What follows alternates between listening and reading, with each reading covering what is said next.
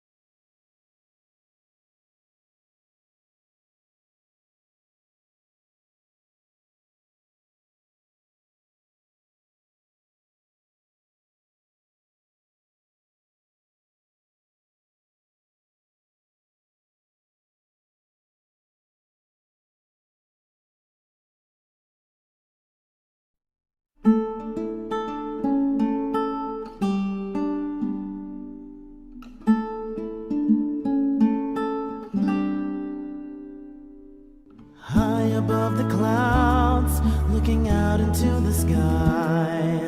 Right before our eyes, our lives are coming into shape. With each breath we take, we find the reason why we've come together in this place. Tell me, can you see the future looking back at you? Tell me, can you hear the message carried in the winds to your heart?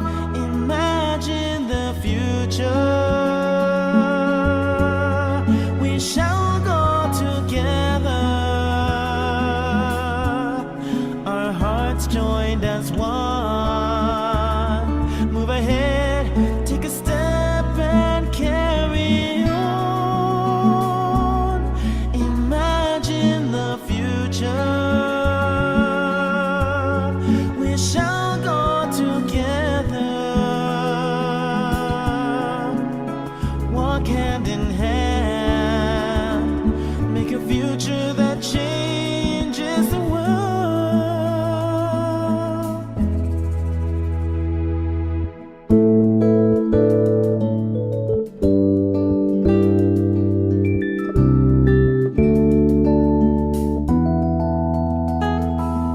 At the morning light, as brand new days begin, our endless dreams are written in the pages of the sky.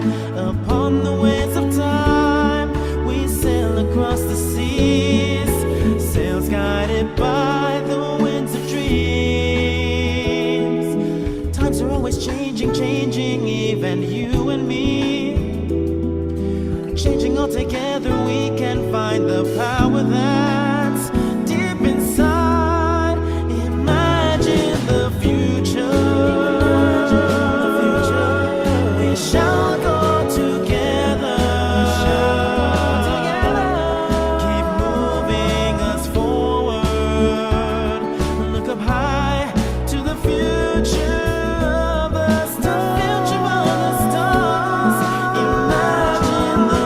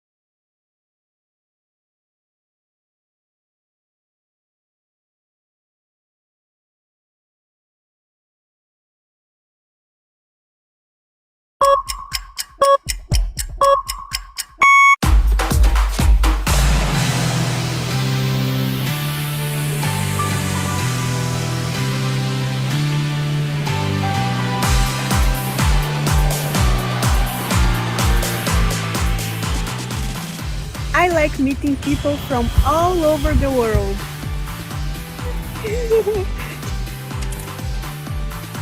We love the universities of Tsukuba's environment. I like University of Tsukuba Sports Day. What I love most about University of Tsukuba.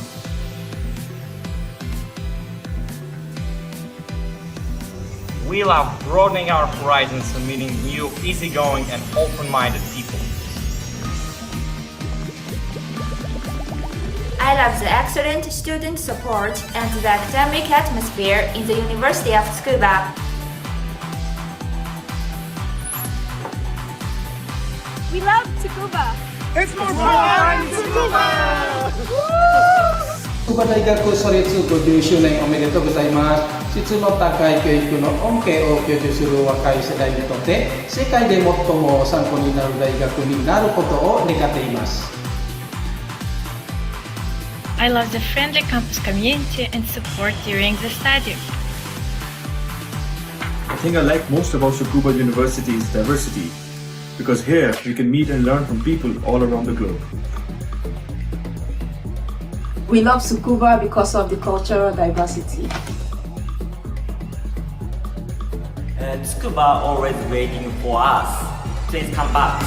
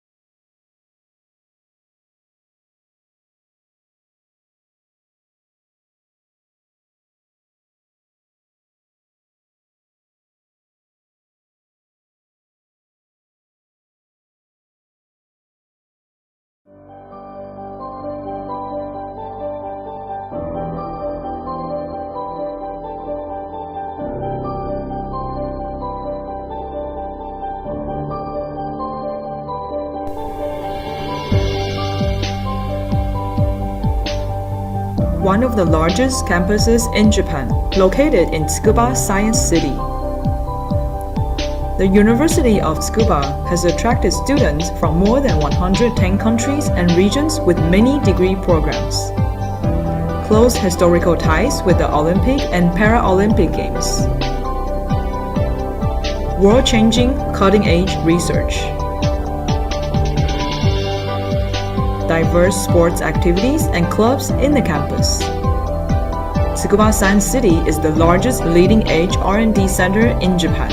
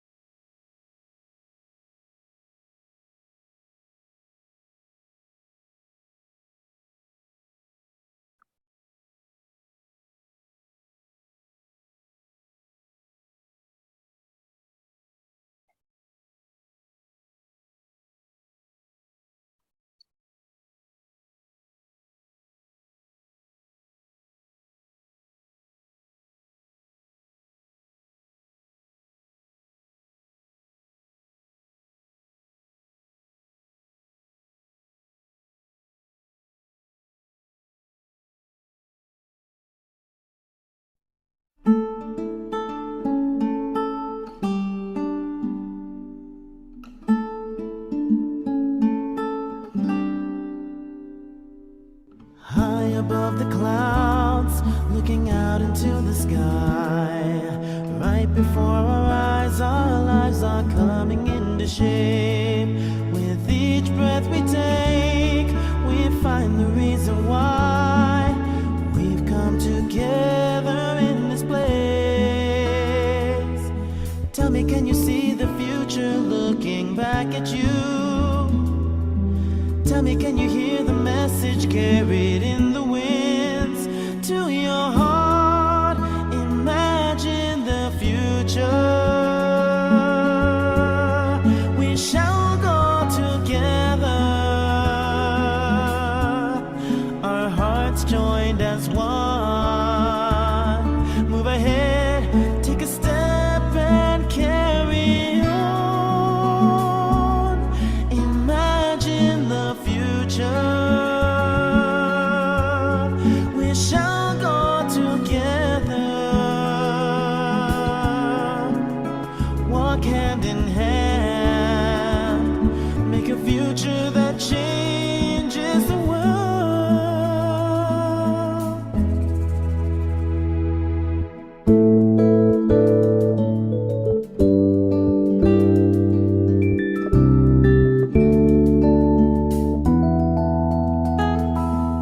At the morning light, as brand new days begin, our endless dreams are written in the pages of the sky.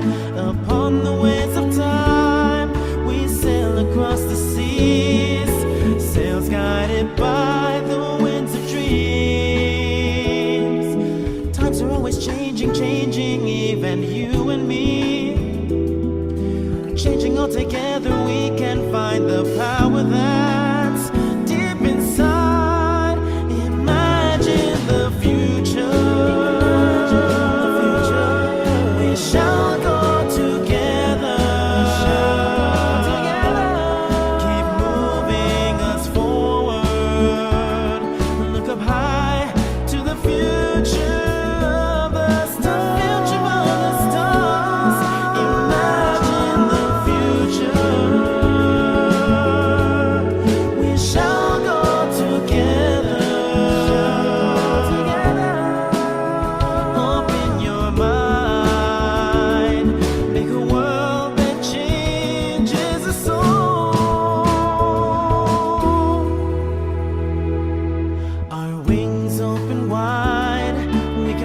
above it all, to a place of wonders that we have never seen.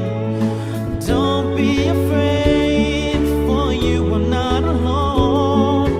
We'll be together through it all. Tell me, can you feel the future growing inside yourself? Tell me, will you let it grow into a wonderful brand new world? Imagine the future. Imagine the future. We shall go together. We shall go together. Our hearts joined as one. Move ahead, take a step and carry on. Carry on. Imagine the future. Imagine the future. We shall go together. We shall go together. Walk hand in hand. Make a future that changes the world.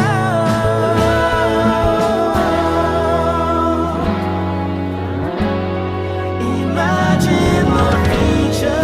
Imagine the future. We shall go together. We shall go together. Keep moving us forward. Look up high to the future of the stars. Imagine the future. Imagine the future. We shall go together. Open your mind. Make a world that changes us all.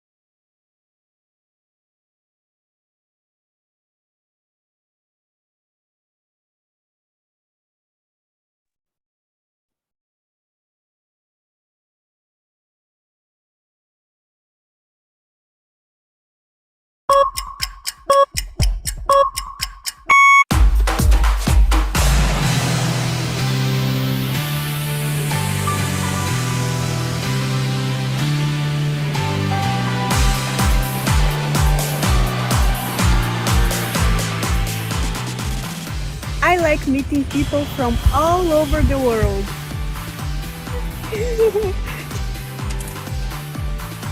We love the universities of Tsukuba's environment. I like University of Tsukuba Sports Day. What I love most about University of Tsukuba.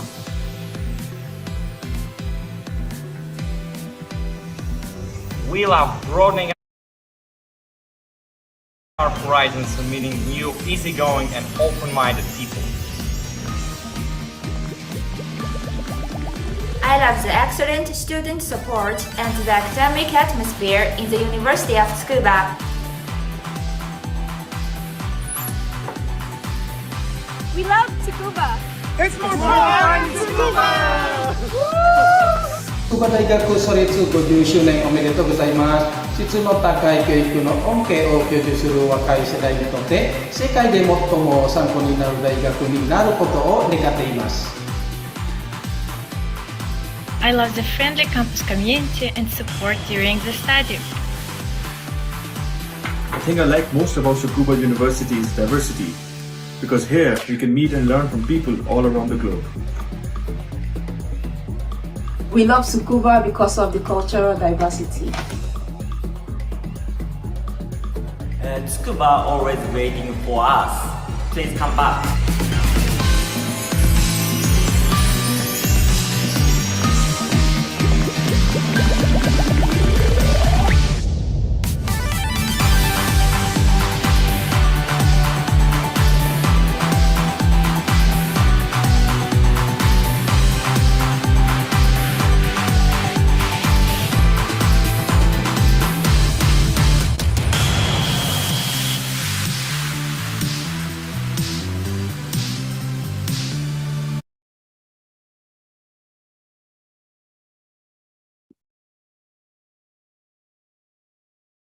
Good evening, we hope.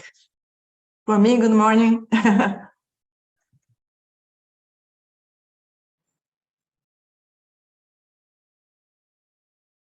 Hello. Hi. Hello. Yes.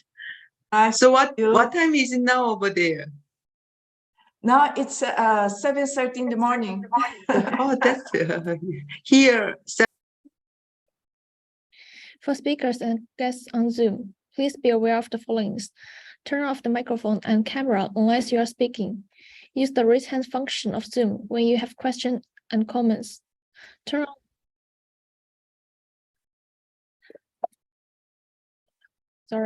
on camera during the photo session. Keep Zoom chat available during the meeting. Here is the schedule of ICDME Tsukuba Conference 2023 program at a glance.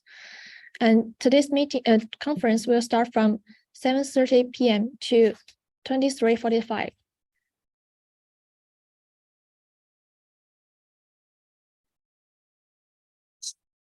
Now it's 7:30 and let's start today's conference.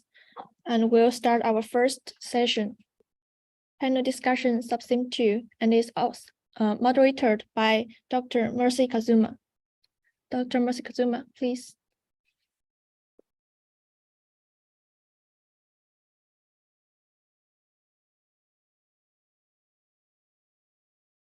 I think Mercy was not able to connect due to technical difficulties, so I've been asked to step in for her. I don't know if you have received this information, or if there have been any changes after that.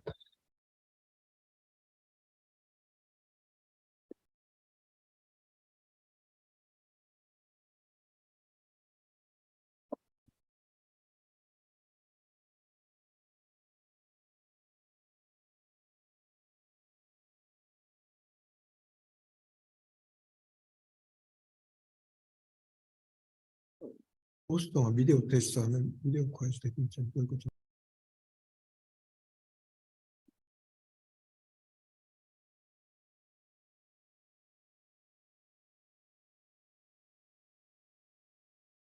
Okay, I was asked to step in because Mercy had difficulty, but I don't know if I see no Mercy is announced. So if that means there have been a change or...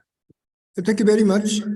Maybe Mercy has difficulties coming in, so please. Yes. Yes, then I will just continue. I just want to confirm if there have been any changes. Yes, so my name is Arne Jacobsen, and due to difficulties for Mercy's side to have a good connection, I will just lead this panel. So welcome everyone. I think we will in particular welcome the panel, and we will start with the first presenter in the panel, and that's Oh Nam Kwon from Seoul National University in Korea. So I will just, you can just start, and I will keep track on time if you are not to go over time. Please. Please let me allow to share my slide. Yes. Someone should allow sharing of slides here, and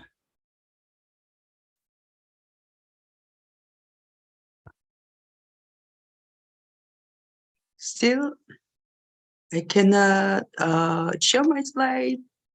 Please allow me to share my slide, please. Yes, we are waiting for the technical stuff. Yeah. Okay, now I think you should be able to share your slides, hopefully. Not yet. Not yet? Okay. Not yet. Can someone give access to the Onam Kwan to share her slides? Oh, no. Oh, no. Okay. Thank you so much. Okay. Then please.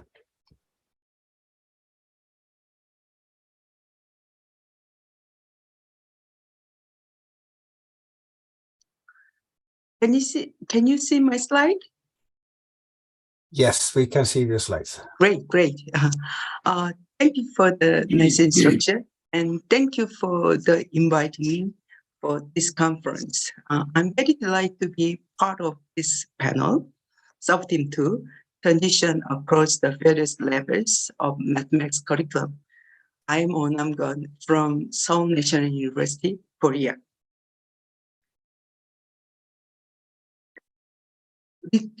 Research reviews tells us that there are many key issues in transition on the various levels of mathematics curriculum. These include curriculum alignment and progression, and differences in curriculum contents and expectation, and increased rigor and workload, and development of mathematical maturity, shift in teaching and learning approaches, as well as teacher preparation and professional development, and so on. So these key issues are related to the teaching institution. These key issues can be categorized content discontinuity, such as from arithmetic to algebra. There are a lot of study on these issues. And from the informal geometry to geometry, and from geometry to calculus. So there are many research on the content discontinuity. The other trends are pedagogical discontinuity between the teaching transitions, which is more from the more active to more transmissive pedagogies. Please let me allow that give us examples from the Korean curriculum document. So in Korean curriculum document, we have almost 7 years, we have new revision. So previous revision on the left, but we made a new revision last year. The integration of content system of two school level between primary school to middle school level was stated in order to make a smooth transition. So in 2015 revision, the big ideas and content system is separately stated, but the new revision, big ideas under the name of the big ideas, content system is integrated. For instance, the connection achievement standard at the primary and middle school level, for instance, let me read that part. In the middle school, achievement standard is learned in primary schools, and students will understand beside the average learned in primary school. And the bottom is the connection of the achievement standard at the middle school and high school level, which that part I'm going to read it. What is learned in middle school and added in high school, and connection with the nature of real numbers and the 4 basic arithmetic operations learned in the middle school. So the connection between the teaching institution is highlighted. So here is some textbooks, examples of textbooks in Korea. On the right-hand side is I'm the key writer for this textbook. So these textbooks, the connection of concepts between grades are emphasized. And new courses for smoothing transition was tried to the Korean math education community. So there are new courses such as Beijing mathematics, economic mathematics, AI, artificial intelligence mathematics, mathematics and culture, job-related mathematics. One is about, on the left-hand side is middle school to high school transition. And on the right-hand side is a transition between in and out of school mathematics. So we had yesterday wonderful and interesting presentations.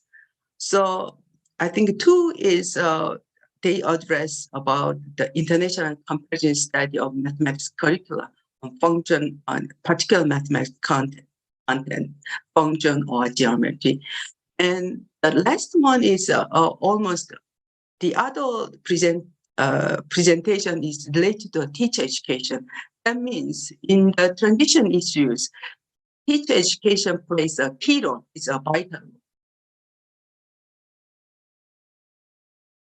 So this is ICMA 13 topical survey group. I was involved, one of the writer. We emphasize that especially the secondary school and university transitions. So each transition involves changes of teaching and learning culture in the relevance of the type of mathematics. The challenge of these two bidirectional transitions, what is called a Flex Klein deferred as a double discontinuity from his book, Elementary Mathematics for Higher Standards point.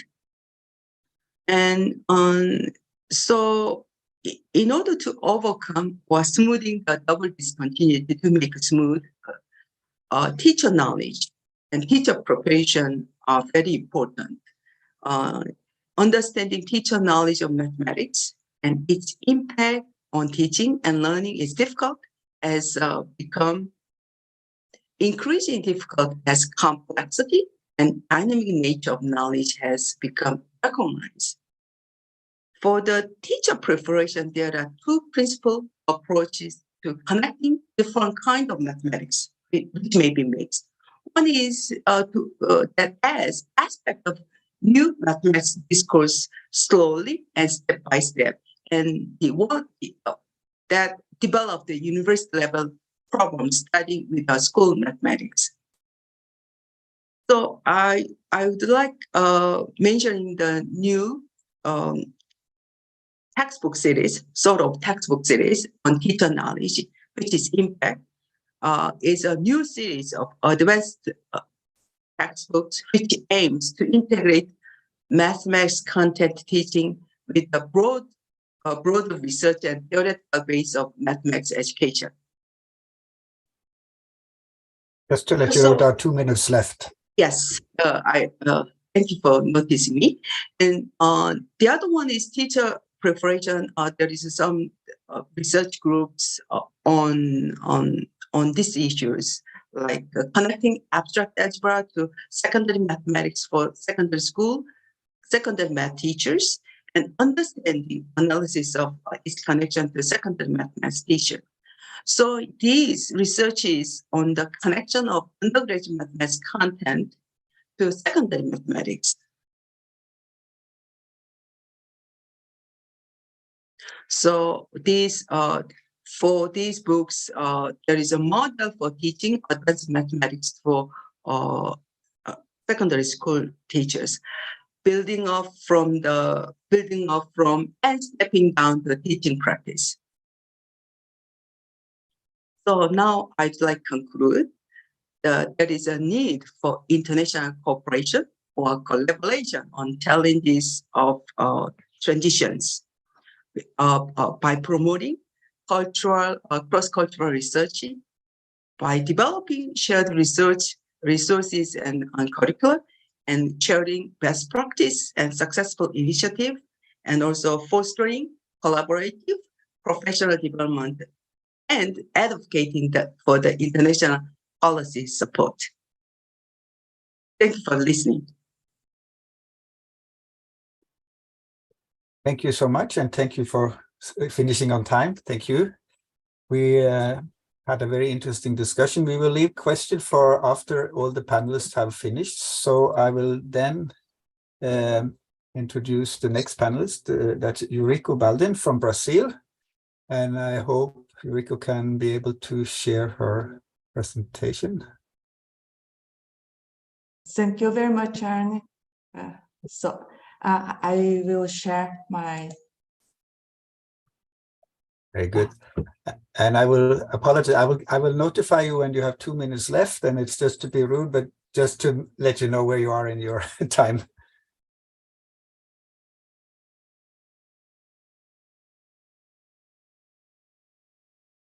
Oh.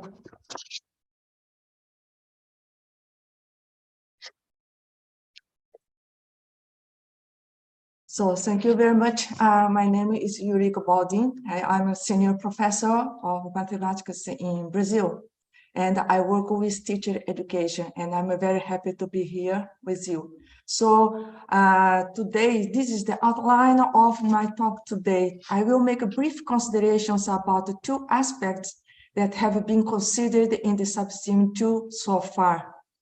And I will then comment on mismatch between teaching and learning habits in basic education, and present some projects that I have worked in this line of research. So two main aspects being discussed for the transition issue are teacher education, as Ona already mentioned, and also the curriculum as an object of investigation of the transition. The presentations yesterday and very profitable talks treated about this teacher education, both for initial teacher education and in-service training with special emphasis. And about the curriculum, the elaboration, planning to implement it, actually implemented, all these analyzed through comparison studies between countries was very profitable. But then, what are the students in this discussion so far? Are there transition issues in the students' learning? So we cannot forget the learners that suffer as well the gaps during the basic education.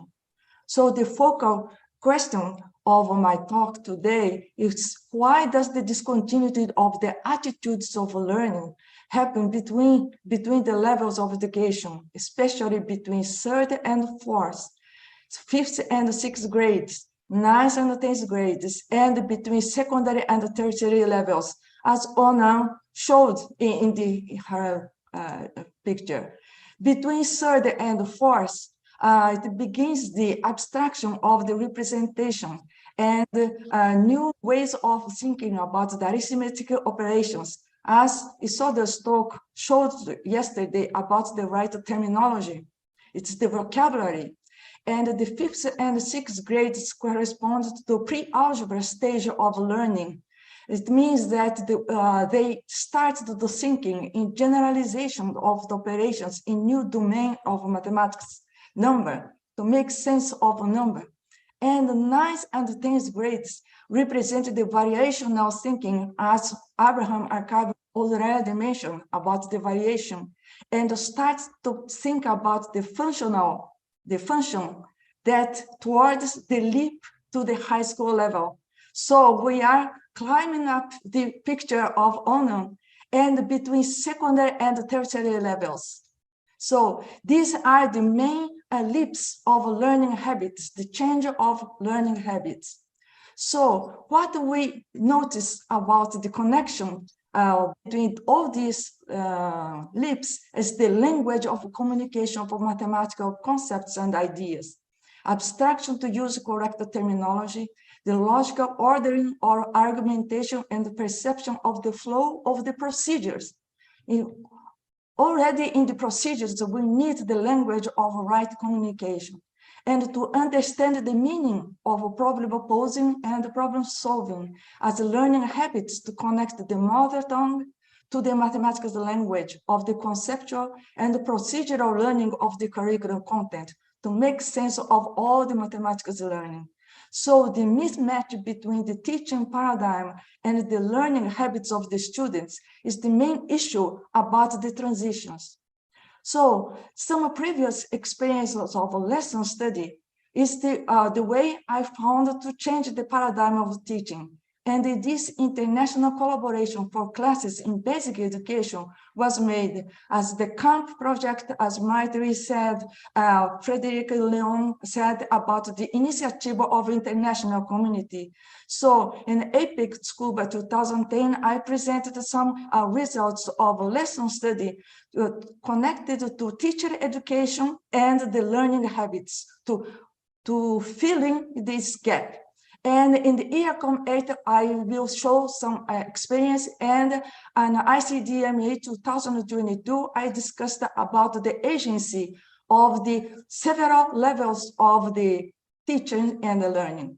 So this is the IACOM 8 presentation with collaboration between Brazil, Chile, and Japan about the STEM cross-border lesson on energy for basic education under APEC lesson study project. So in the topic study group of a flexibility in mathematics curriculum for 6th grade. So we have this classroom in Brazil talked in Portuguese, and in the screen we have the synchronized classroom in Chile talked in Spanish. And so we surpassed the barrier of mother tongue to understand and perform a common plan, lesson plan on the energy. So the joy of students, interactions through cross-border classroom, real-time synchronization, and this is the Brazilian classroom picture, and this is the Chile. And the lesson was replicated in Peru also with the same worksheet, each country with own language, but understanding the question, have we been responsible in energy consumption? It's a global issue of the ambiental problem. So the curriculum content of 6th grade was introduced to understand and to work in the mathematics, each country in its own language, but doing the universal context of mathematics. So focusing on the secondary, tertiary transition, as Onan highlighted in her talk,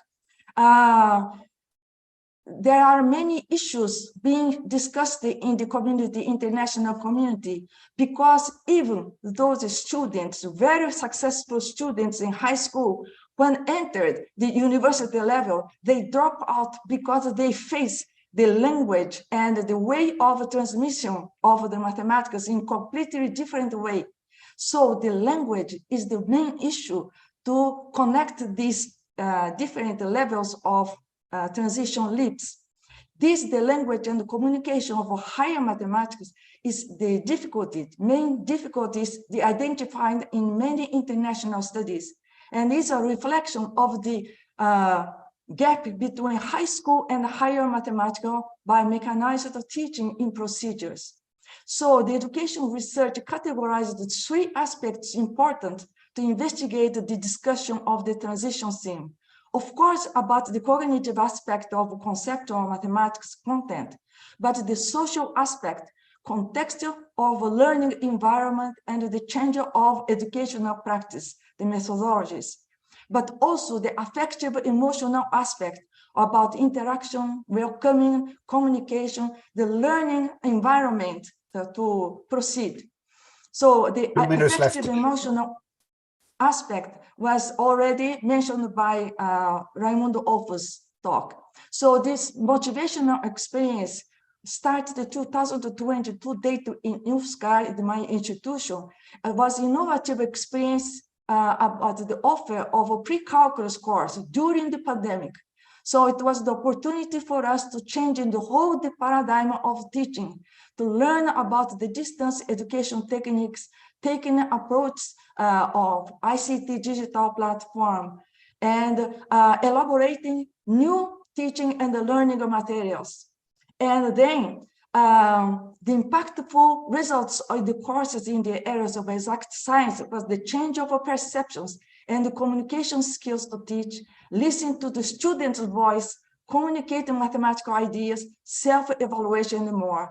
The most interesting aspect of this course is that the public offered was the university freshmen, students who failed in calculus courses, high school students, high school teachers, other professional people, and ordinary citizens. Everybody interested in mathematics could enroll to this course. So we had more than 1,500 public enrolled from various regions of Brazil, thanks to the technology.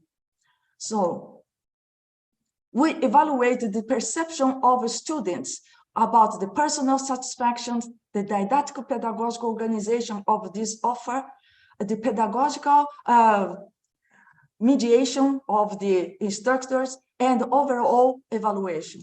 So the course is now included in the academic calendar. Between the ordinary university courses, this first pre-calculus course is included in academic calendar. So I'm finishing. So about the knowledge for teaching, as Ono already mentioned about the teacher knowledge, and across the curriculum, the recognition of the University of Mathematical concepts and ideas, but the local context and the societal environment interfere in the implementation of the planned curriculum, and the importance of the communication language and the correct interpretation of the terminology in each level. So active methodology for the learning of mathematics, I point out the lesson study habits, problem solving, and interdisciplinary projects. So the references, and thank you very much for your attention. Thank you very much, Rico. Thank you. So if you can stop sharing, we will. Thank you so much. The next panelist is Tsukuba Baba. I hope I am not too wrong with your name. From Japan. It's my pleasure to give you the opportunity to present. Can I see you already. I can hear you and I can see you. Yes, I can. Okay, thank you very much. And I can see. So I will just give you a short note when you have 2 minutes left. Please. Yeah. Thank you. I'm very happy to be invited here for the presentation. My name is Tsukuba Baba. I'm from Hiroshima University, Japan. But I'm not going to talk about Hiroshima or Japan. I'd like to talk about our collaboration with Zambia. As many speakers already talked, the transitional issue is both teachers and students face some difficulty as they transition from various levels. Besides, developing countries suffers poor quality of education, especially at the back of it, I feel weakness of curriculum study. And for that, Japanese government tried to offer some of the support to developing country in the form of ODA, Official Development Assistance. And there were 126 projects between 1994 to 2015, and 68% is math and science education, especially focusing on teacher education. So university in Japan, including Tsukuba, our university has got two contexts of internationalization. One is ODA context, and the other one is a global pressure, like writing an academic paper in English, something like that, competition among the, But as Frederick Lyon mentioned yesterday, we put more emphasis on cooperation. So I'm going to talk about the ODA context on cooperation. In fact, Hiroshima University has been associated with Zambia, University of Zambia, for the last 20 years. We have exchanged students and lecturers between two universities. We invite them or we visited them, and received also personnel from Ministry of Education, because they form a core of their self-effort or self-help. This is important concept in the field of development or international cooperation. I will come back to that point later. Currently, MOE, University of Zambia, and Hiroshima University has got a joint project called Zambia Numeracy Competence Assessment. This is one of the examples which I want to refer to. Here is a picture we have seen just last September. So when I talk about self-help, actually, there is a theory behind it. Left side, you can see modernization theory. This is economics or sociology context where less developed country can borrow or can import some of the idea from more developed country. And that imported ideas can be given to school teacher. While right side, endogenous development, this is again sociological term. Local expert try to find out some of the knowledge within. In fact, school teacher creates some of the day-to-day craft knowledge, and local expert role is theorizing it. So what is the role of expert, us, from outside? So I can rather grasp the role of external expert like this. We cooperate with local expert and theorize of craft knowledge. At the same time, we try to give the feedback to the school teacher. So lesson study can sometimes be used for this kind of interaction. Joint project which we are doing at this moment is Ministry of Education, University of Zambia, Hiroshima University are concerned about extremely poor performance of the student. And we try to develop a project, as I said. Since 2019, we conduct this research project, and we started very, very fundamental things. It's because, look at this data. This is not PISA or team study. Rather, this is a regional study within Africa. The Zambia is one of the least poorest performance among them all. In fact, most of the students belongs to below zero. That means many of them don't reach to the requirement, minimum requirement. Does that mean they cannot do anything? I don't think so. So please look at the right side. 96 divided by 16. Their calculation in column is a bit messy. But if you see that interesting diagram, you can see a lot of, short vertical lines. In fact, there is 96 vertical lines. And after that, the student grouping by using the curve. So the first, 16, second 16, third 16, like that. So I can't say they don't, have an idea. They must have an idea. But unfortunately, the assessment doesn't really capture what they have. So we try to develop some kind of assessment tools. Actually, this is the assessment which is famous in Australia, PASA, Pattern and Structure Assessment. Try to understand student level of understanding. This some of the hidden part. Try to guess that what is hidden in that part. Depending upon the student answers, student level of cognition is judged. We employ this, but not directly. We try to adjust to Zambian context or curriculum. This is just one example of task-based interview. And I'm appearing in that. And so we are conducting the interview like this. But the task is very simple. 50, 370, 160, which is bigger? Most of the students can say 370 is the biggest one. And even they can plot the point along the number line. And yet, when we ask the reason why 370 is biggest, either they keep quiet or they simply say because it is bigger.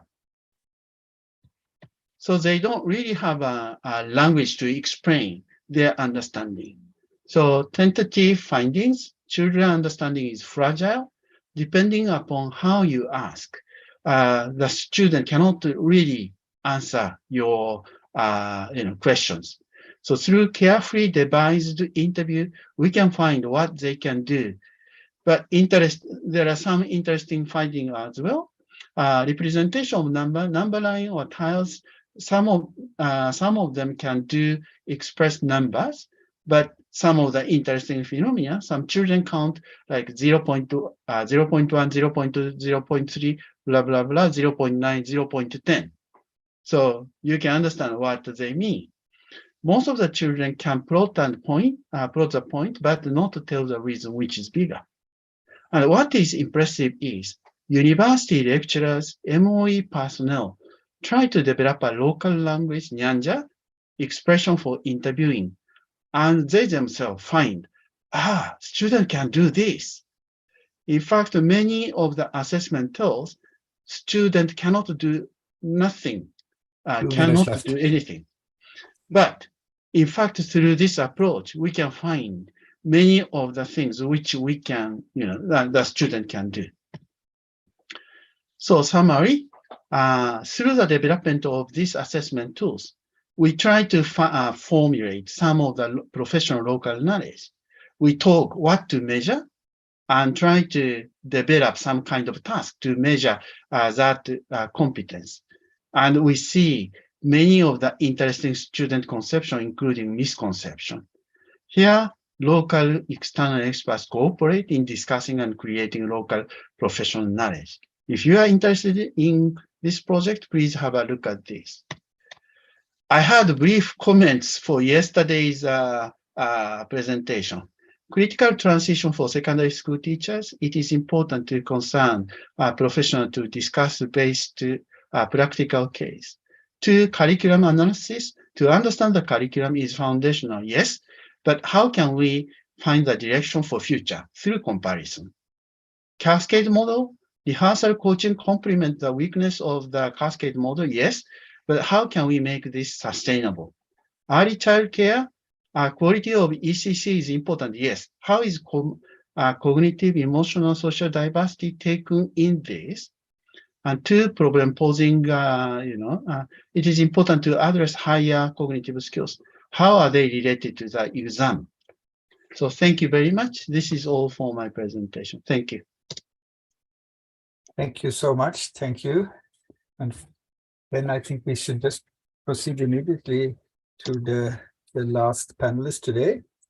And I'd like to introduce Viviane Douin-Gouet from University of Montpellier in France.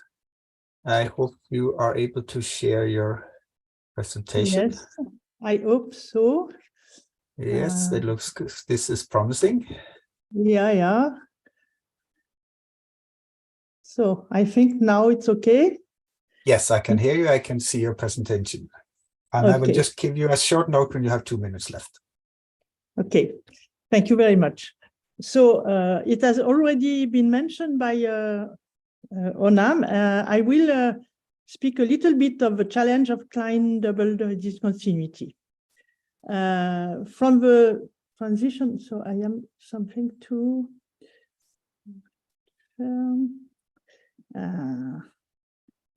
okay, I am sorry, but I can read my slides because... yeah, okay. So this question of double I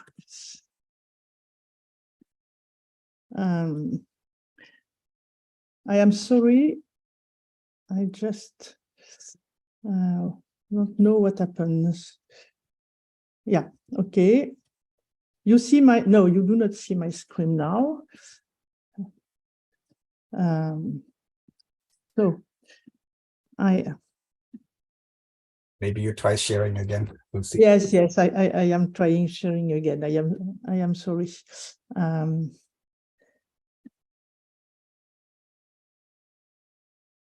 Yeah.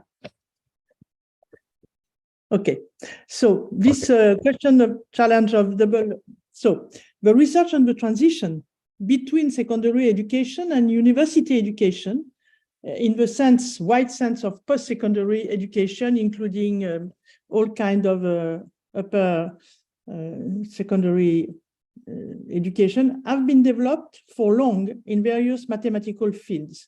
We can see from the paper by Godet in 2008 that has already been mentioned. More recently, work has been carried out on what is referred to in the literature as Klein double discontinuity. For example, you can see the paper by Winslow and Grobach in 2013. These research are consistent with the view developed by Felix Klein, who point out that university mathematics and school mathematics seems to have few connections. This is also in a paper by Jeremy Kilpatrick in 2019. This question is still relevant today, especially since many future mathematics teachers share the idea that university mathematics does not meet the needs of their future profession. There are therefore two challenges. On the one hand, to highlight for students the links between university mathematics and the school mathematics, and on the other hand, provide future teachers with access to effective tools for their didactic work. Considering together these two transitions, shed light on a more general educational issue. In educational system, in general, transitions from a lower level to an upper level are often seen as a kind of overcoming. The knowledge developed previously are considered as non-relevant, so that they have to be replaced by the new ones. At university, in mathematics major tracks, it is not seldom for students to hear that until now, you have not done mathematics. And this is an encouragement to students to consider that there are no links between what they have learned at secondary school and what they are learning in their university mathematics studies, and to depreciate their intuitive thinking. As pointed by the Fields awardee Terence Tao in his blog, this is also the case for the transition from undergraduate studies to master degree, that is counterproductive. And this is even more problematic for future mathematics teachers, whatever the level, from primary school to university. So what about the transition from undergraduate studies to master degrees, preparing students to become secondary mathematics teachers? From experience and from international literature, it happens that many prospective teachers consider that what they have learned at university has nothing to see with what they will have to teach. Following Klein's second discontinuity, this is a challenge that needs to be addressed by educators. In particular, looking elementary mathematics from a higher standpoint. We consider that the reverse is also needed, looking university mathematics from a lower standpoint. And transitivity is an example of this point of view that I will share with you now. It is well known that fresh university students face difficulties to apprehend order relation, and more generally, to give a concrete meaning to the properties of binary relations.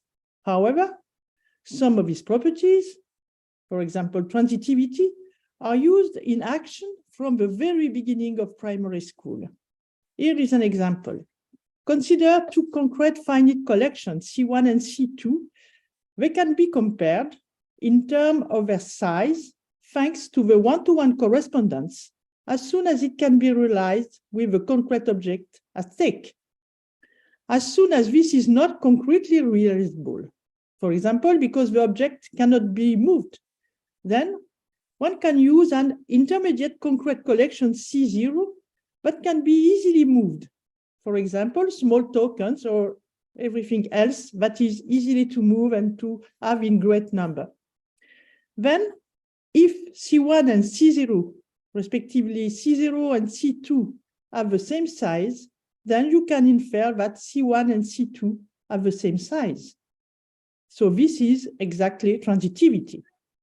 The next step is to use an intermediate collection, an initial section of a set of natural numbers, and to consider that the measure of the size of a collection in one-to-one correspondence with an initial section 1, 2 until n is the maximum n of this initial section.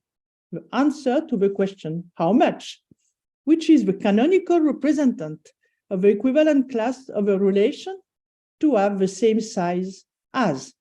So we can see that there are one-to-one correspondence, there is transitivity, there is equivalent class, there is canonical representative that are present in action. Of course, it is not the case that we teach this at primary school, but in action they are here, and there are experiments by the students.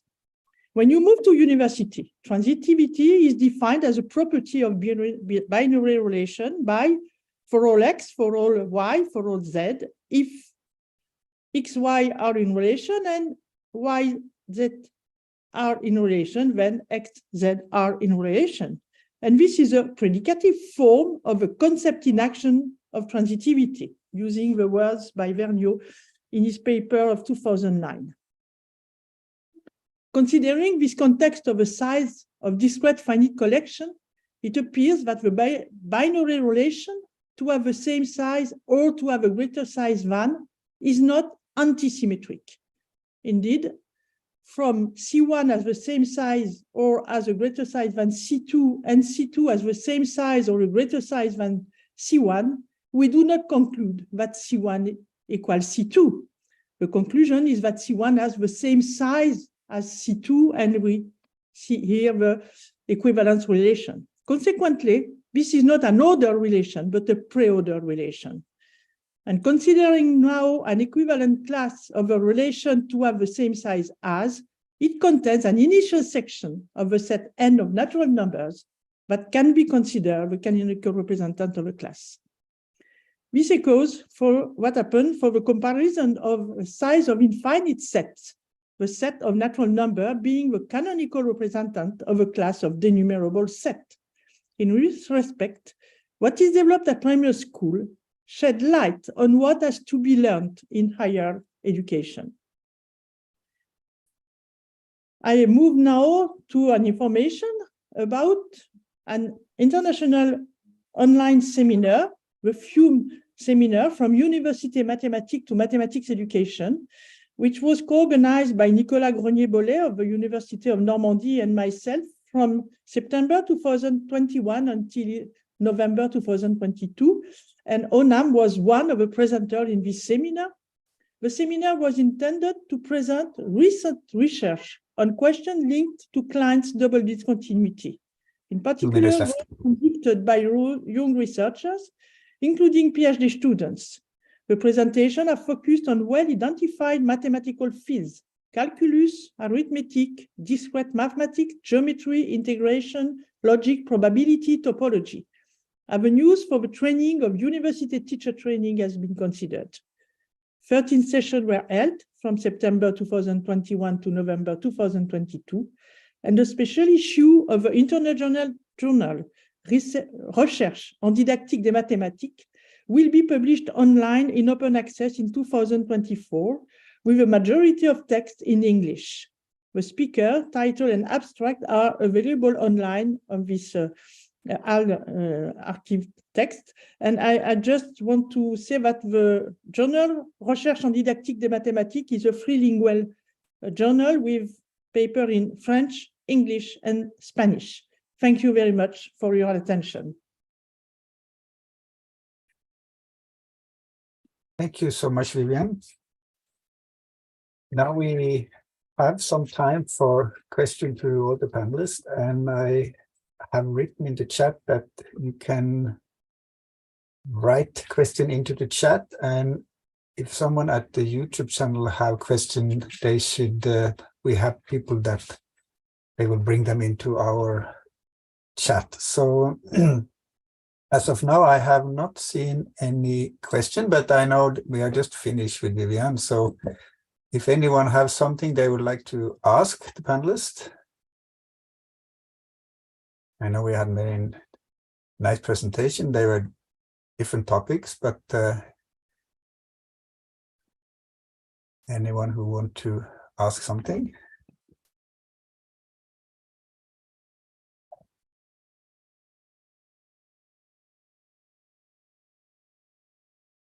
If not, I have a question to Tsukuba about you mentioned the Maitri is. Oh, Maitri is raising his hand there. Yeah, I didn't see. I was looking in the chat. Thank you for raising. Yes, yes. You can come with the question. Thanks the all panelists. As we perceive always the discontinuity between school mathematics and university mathematics. So what is really the continuity of this continuity?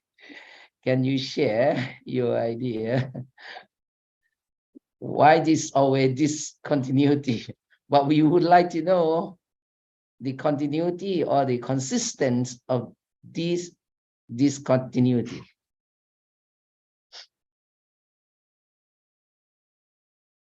Yes, maybe I can just give some element of answer to your question. One of the idea when I speak of this idea of looking higher mathematics education from lower mathematics education is a way to think that it is not the case that we have to forget everything we have learned previously. There is really a continuity of a concept. Of course, there are this concept in action that you use and concept that you use as tool, and then at some moment they become concept that we will use and that you will continue to use that tool and begin to study as object. For example, order relation. I have spoke from primary school because it is very strong to see this importance of transitivity when you are learning for elaborating the concept of number at primary school, and then when you arrive at university, it seems that the students have no idea of the reason of these properties. And so this idea, I think it's something very important to think a back and forth between the different levels. I remember when I was a teacher trainer for primary school teachers, once I had a meeting between a teacher in preschool and teacher in primary school, so grade one, from grade 1, and the other one, because in France we have school from 3 to 6. And it was very interesting because those who were teaching at grade 6 and 7, they say at grade 1 and 2, they said, we didn't imagine that you did so many things in mathematics in preschool. And those who were working at preschool said, we did not imagine how important was what we were doing in math with our students. So I think it's something, if we want to break this idea that there is discontinuity at every time that we change the level, it's very important to think of this back and forth and to make teachers work together at this level. So this is, I think, a very important point. And I think it's nearly in every country we have to think about this. Thank you. Yuriko, you have a comment or a question to? Yes.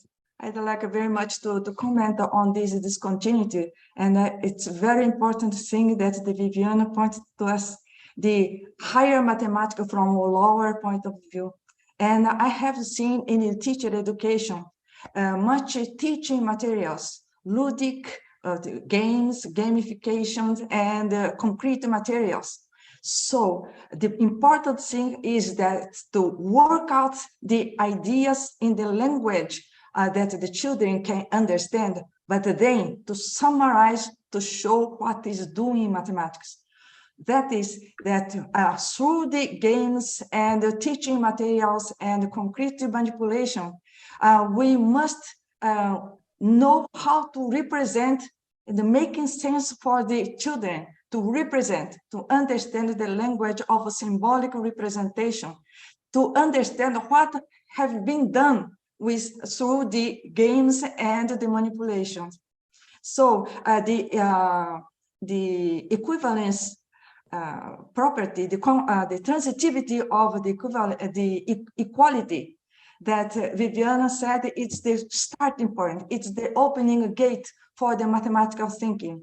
Because of course, this idea of equivalence permeated all the flow of mathematics curriculum.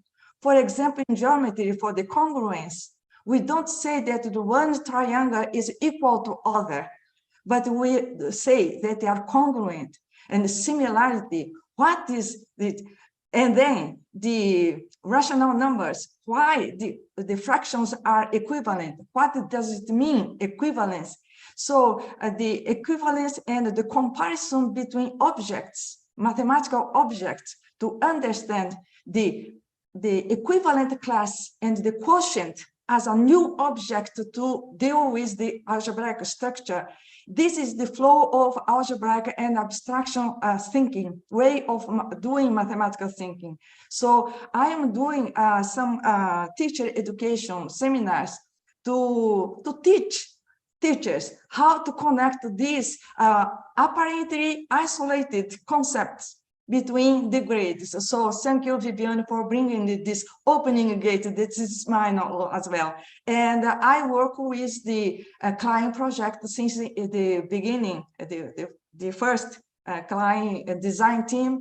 And this is really a very good mission for us, mathematicians and mathematics educators, to understand the double continuity from up to bottom and bottom to up. Thank you very much. Yeah. Thank you, Yuriko. I see we have a question now from the YouTube channel. I can read it, or you who are on the panel can also read it, but I can read it out loud. So what should be done to make the interconnection between the levels clear and simple?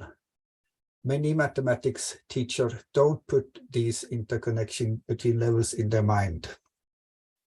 So this is the question from Yaya Sani.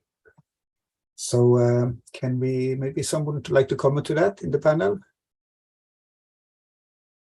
I can make some comment. Dialogue. Yes. We must know how to talk, socialize, understand, hearing. So listening to the students, listening to the teachers, and understand what they want to know and what we as a mathematics educators want them to know. If we don't have this connection, it's unclear. So this dialogue and the socialization, and to be humble, to listen, not to put your ideas, but understand what the doubts and what the difficulties. So this is. Anyone else in the panel who would like to comment on that? Yeah, just to say that I fully agree with what Yuriko said. I think we should be aware that the teacher, they know many things that we have to learn as educators, what they know, and to share what we know in order to elaborate a teacher training which might be efficient. So it should not be up bottom, neither bottom up. It is really once more dialogue. Maybe dialectical is also a correct word for this. We should do it. So now I see we have a shared screen here from. Anyway, anyone more else in the panel who would like to make a comment? I can't see what's the question. No, there's no new question. There's no new question. I don't know who, there's some shared screen now, but I don't know what that is. Okay. But I had a question to oh, I think I saw a hand here now. Let's see. Yes, Takaya Baba, you had I see you raising your hand, but you have to unmute yourself, please. Yes. Thank you very much. And anyway, what you discussed is I agree, but I would like to take to my case. In fact, University of Zambia, they are familiar with a lot of mathematics, but those knowledge in the university cannot be really applied to understand little case, what they are doing. So we really have to think about how we can ask the little kids, grade 1, grade 2. And that was a difficult part. So some things very essential mathematically, but come down to the level of the children. So how we should ask the students. And in fact, as I show in my presentation, many of the students do count one by one. So even 40, 50, they do count. And it's amazing, without a mistake, they are able to count. So I wonder, they may have some particular way of looking at the things, but that's implicit. So what kind of task we develop is really important pedagogical task for us, mathematics education researchers. And certainly it's very difficult for us to move up, but at the same time, moving down or coming down to the student levels, utilizing higher levels of mathematics or mathematics education knowledge is also very important, difficult. Yes. But I had a question to you also related to your presentation. I thought it was very interesting when I think you said they were able to place the numbers on the number line, but they couldn't see which one was the largest, even though they placed them correctly. And I think you said something that it was the missing of language, or can you elaborate a little bit on that? Thank you very much. Thank you very much. Probably very simple way of explaining it is they have never been asked, the children. So teachers are not interested in asking the reason. So that is a general practice in Zambia classroom. That's one important point. So when we ask students why, they thought their answer is wrong. That's why teacher is asking. But we have to change the school culture, classroom culture. But suppose they do understand the relative position along the number line and the size of number is correlated. That's what they have to explain. But that kind of language, the student doesn't have it. At the same time, most probably even teacher. Okay, thank you. We still have more time for questions or comments from the panel if they, let me check here if there's more. I cannot see more questions. So Eureka, you have your hand up again, or is it the same hand? Yes, I'm sorry. Yeah. When we are talking to children, to teachers, it's not just asking to evaluate them, to judge them, but also to show that the important thing is the conversation and to hear each other. And then any mistake is the open gate to do mathematics. So the error analysis as a way of learning, to put away their thinking and to perceive themselves that the right way is ahead with their own potential and their own capability. I think that is the pedagogical and social affective potential of mathematics education. So that everyone can climb their knowledge to build their knowledge. So I think that this is our mission and our task. So we must make the mathematics education more human and effective, and this is the legacy of the whole humanity as a mathematical, the knowledge of human knowledge. So we are part of this. So we have this mission. So the error analysis and the tests for the ranking and the competition is part of our human nature. But this is part, but not bring the happiness for all the education. So to humanize the mathematics, the universal context of mathematics, to bring to the local context, to praising the local habits about counting, for example, to show the way to thinking ahead, and they to perceive the utility of the mathematics through the centuries and the millenniums of our efforts, the human effort, to reach this kind of mathematical language. I think that this is to make the complicated more easier to be accepted to everybody. This is my point. Thank you very much. Thank you. Anyone we have before the maybe. break? So, or comment, please. Yeah, so maybe it's a comment to a previous intervention.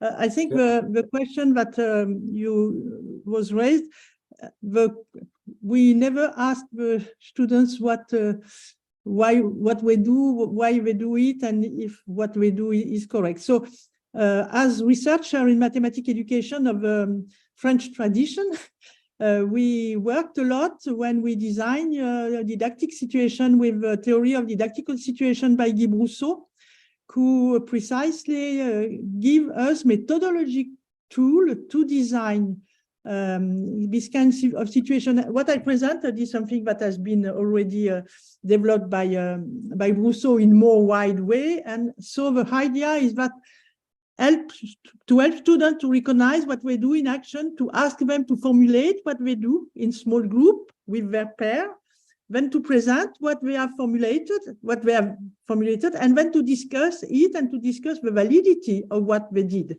Is it correct? Is it not correct? Does it answer to the question? And this way of designing is very, very important, and it is a tool that the prospective teachers and also in-service teacher can rather easily take for them as tool, as methodologic tool. There are parts in the theory which are more difficult and that we do not need to give to every teacher. But this way of designing and also didactical engineering is very strongly related to this. So at primary school, it was something that we used a lot, and that allowed the teachers also to understand themselves the mathematics that are involved in what they propose to their students, because they provide their students, they do this one-to-one correspondence. I think everywhere in the world at some moment we do a one-to-one correspondence when we want to learn a number, and but they didn't know that this has a strong mathematical meaning.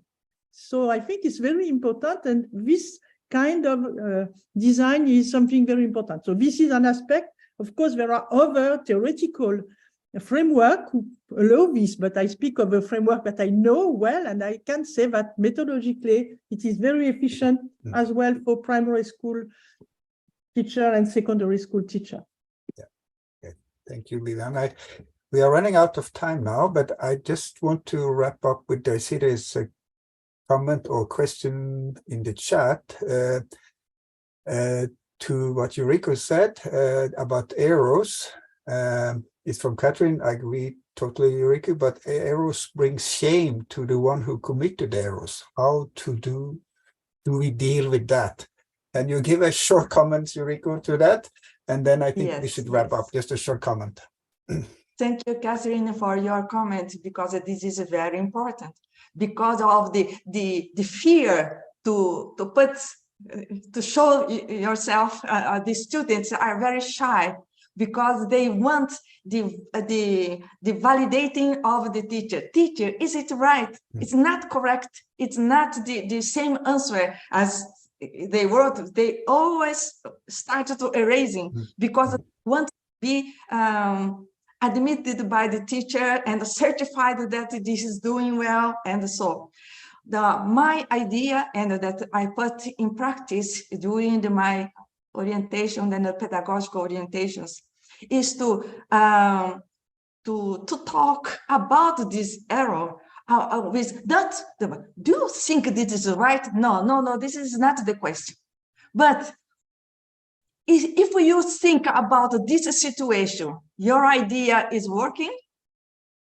Do you think that this answer it's answering to the situation problem? So let's talk together. Wow, I know how to correct this. So to bring up the authorship of the way of constructing the building, it's not very easy, because the teachers are used to say, you are right, you are wrong. So it's the evaluation, the assessment methods. It's wrong. It's not the constructing knowledge. Because everybody has own knowledge and made a mistake with the knowledge. So they must step forward. So this is the way I'm trying. And I have witnesses the change of the learning, the joy of students. Now I understand mathematics. Now I like more mathematics because they were admitted. They feel that they are part. This is inclusive education. Inclusive, not the comparison that you are right and you are below the knowledge. You didn't achieve the educational goals. No, educational goals are constructed with everybody, researchers, teachers, administrators, and the policymakers, and so on. So I'm sorry. Yeah, you know, I know this is very strong on you, so I thank you for that. I think we should take the panel now for bringing us into a very active discussion here and question, and I'm sure some of you can also continue this conversation. We should have a few minutes now, and again, thank you to the panel, and then we have a short break before the next session will start. So thank you everyone for participating so far, and then we'll have a short break. Thank you. Thank you very much.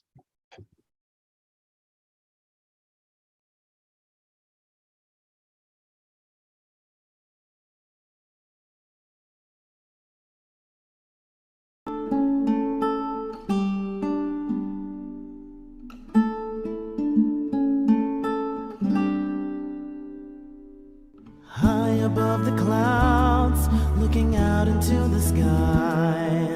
Right before our eyes, our lives are coming into shape. With each breath we take, we find the reason why we've come together in this place. Tell me, can you see the future looking back at you? Tell me, can you hear the message carried in the winds to your heart? Imagine the future. We shall go together, our hearts joined as one. Move ahead, take a step and carry on. Imagine the future. We shall go together, walk hand in hand, make a future that changes the world.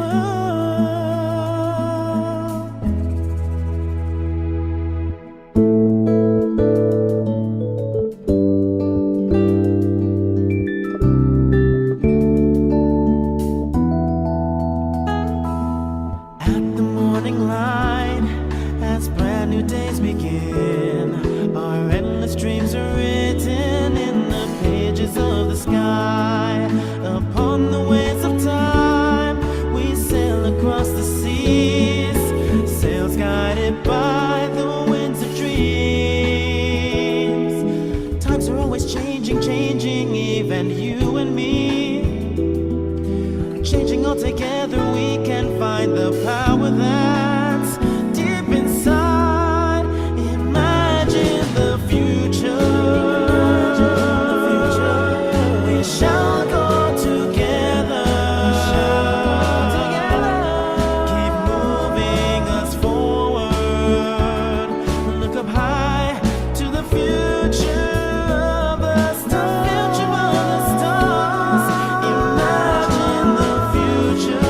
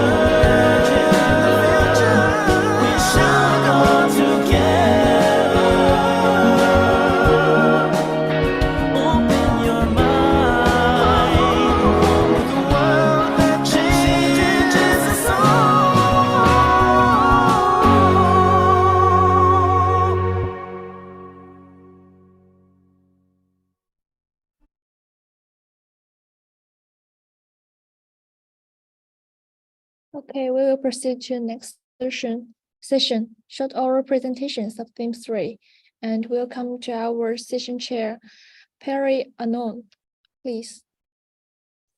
Yes, so we will start now the sequence of short oral presentation for the sub-theme 3 about the challenge of the post-pandemic and post-pandemic on the teaching and learning of mathematics. And our first speaker will be Warburn Prichapon from Siam Rexam, Malaysia, who will speak on mathematics teacher challenges in implementing online training during the COVID-19 pandemic. So, Warburn, this is for you. A very good morning and a very good evening to everyone. I would like to share my screen. Yes.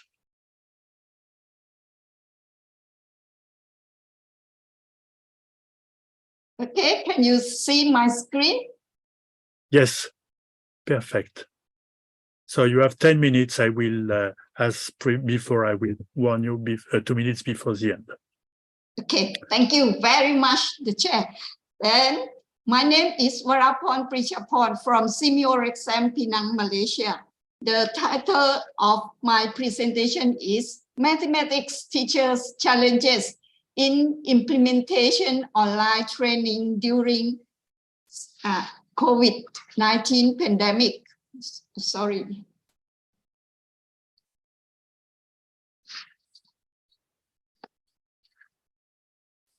The outline of my presentation is Introduction, Online Training, Issues and Challenges for Implementation, and Summary.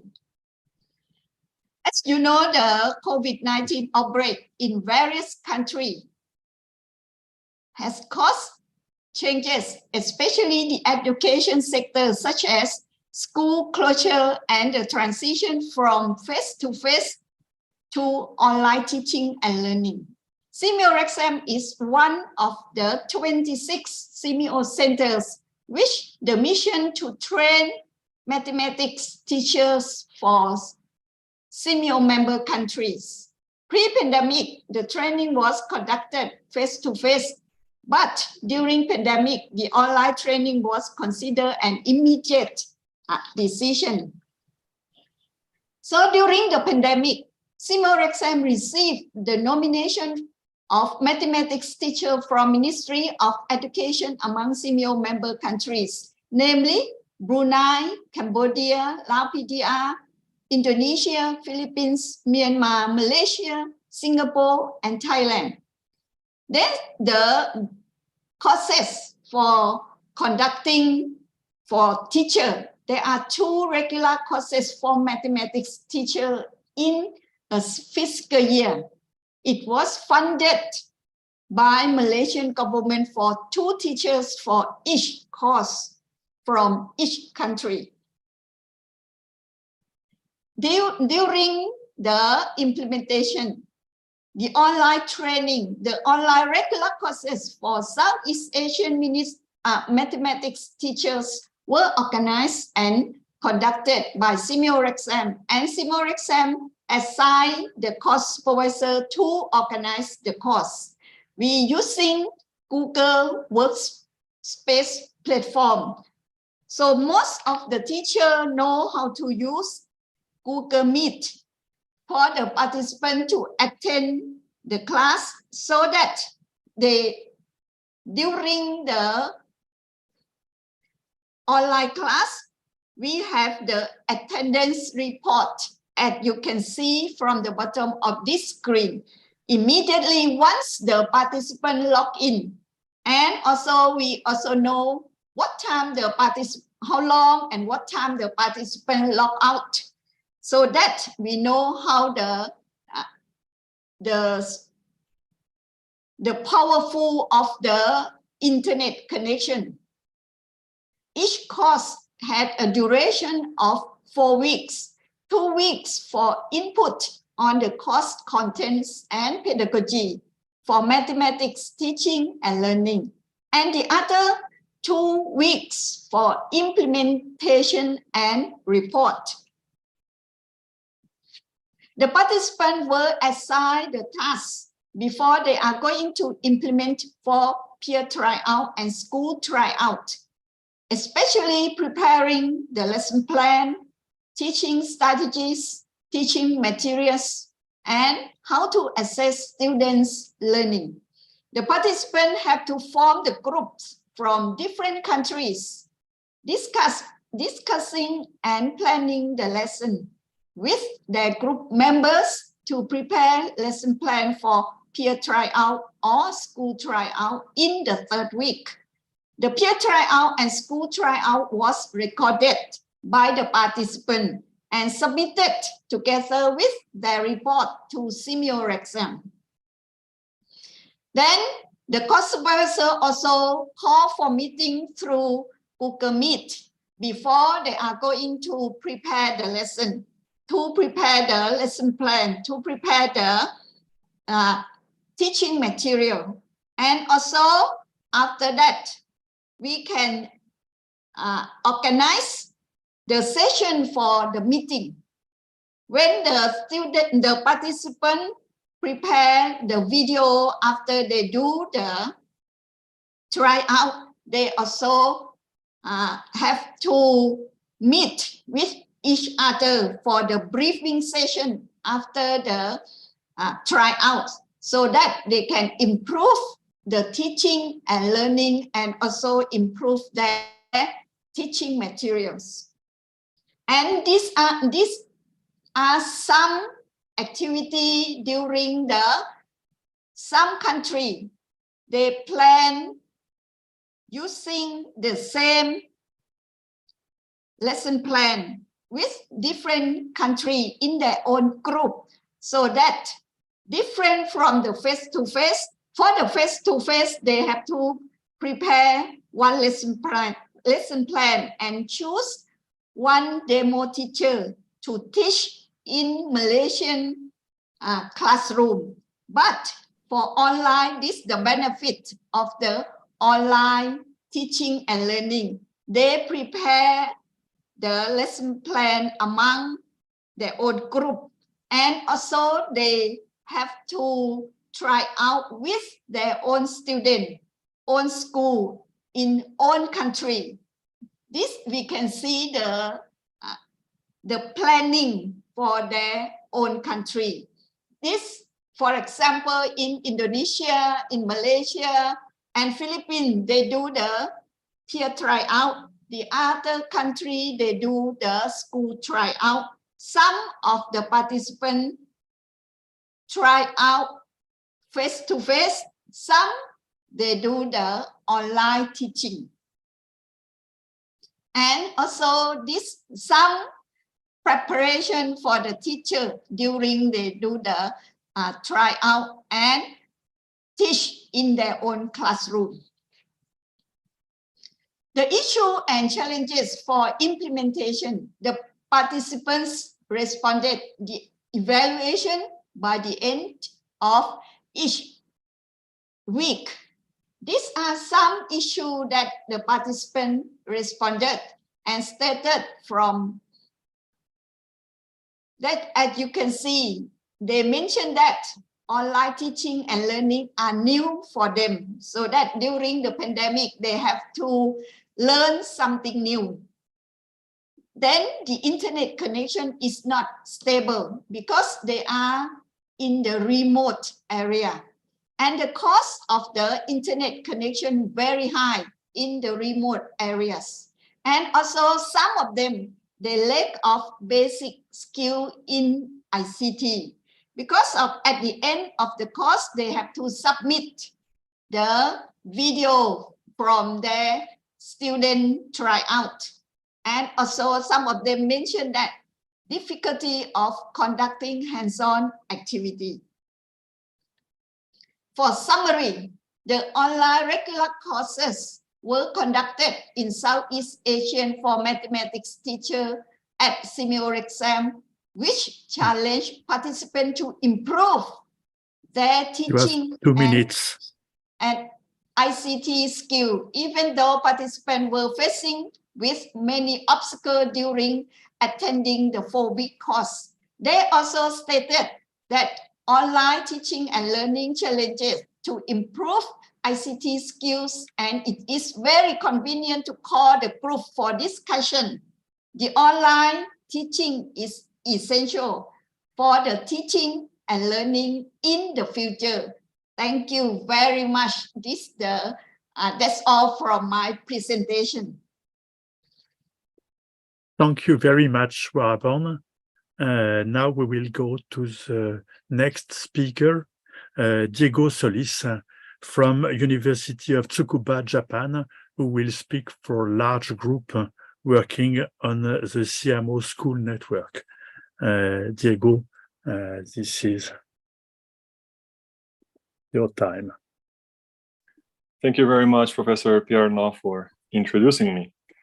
As you're saying, I'm Diego Solis, a former researcher of CRICED in the University of Tsukuba, Japan, and I'll be presenting on behalf of a big group of colleagues that prepared online courses for elementary mathematics education on the CMO school network. Today, I would like to talk on 4 points: the initial stage of the program itself. Then I would like to mention a little bit about the elaboration of the program, then discuss information about the implementation itself of the program, and then finally, I would like to talk about some of the future plans and the way forward after this program was created. So first of all, in terms of the initial stage of this online course, I would like to mention that it's been about 20 years since the APEC Lesson Study Network started, and this brought in a lot of colleagues that were interested on collaborating together. And this is something that came from years of collaboration that ended in a big group of people trying to work together in a very collaborative spirit. This added in the year 2020 with a project that came in with the support of CMO called the C-Teacher program that involved choosing students from Southeast Asia to bring representatives of their countries into Japan for teacher training. This was an idea that originally came into 2020, but as you already know, during that year, we had initial restrictions for travel. So the plan had to come into a full stop because the face-to-face interactions were prohibited. Now, this gave a big opportunity to keep the collaboration, but in a new platform. And this is how the program that originally was built for a small amount of teachers in a face-to-face platform in Japan became into what finally was created, an online platform with online courses. This also gave a new opportunity to expand the program itself to more participants and also to try to include other countries also into the project. I would like to extend here the collaborative spirit of the program itself, something that fits perfectly with the conference that is uniting us today, especially because the University of Tsukuba is an affiliated member of CMO, and also because there's been connections with people in the region, not only with the symposium that is done every year, also with materials that have been created in the past, for example, the curriculum standards, CBES, CCRLS, and then finally with this project that was called CMO School Network that involved colleagues from different countries. So this is the context in which the online courses were designed first.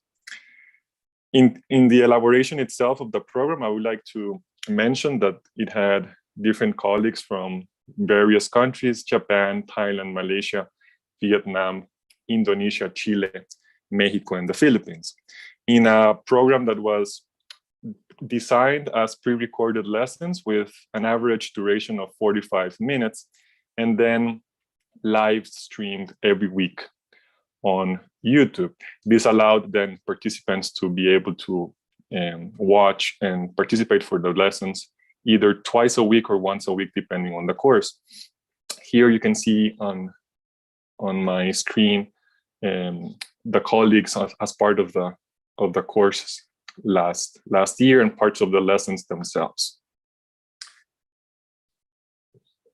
The course was basically designed for discussing contents on mathematical education, but later on we realized that there was an opportunity to extend that into other disciplines. So last year also discussions around international baccalaureate and geography were also discussed.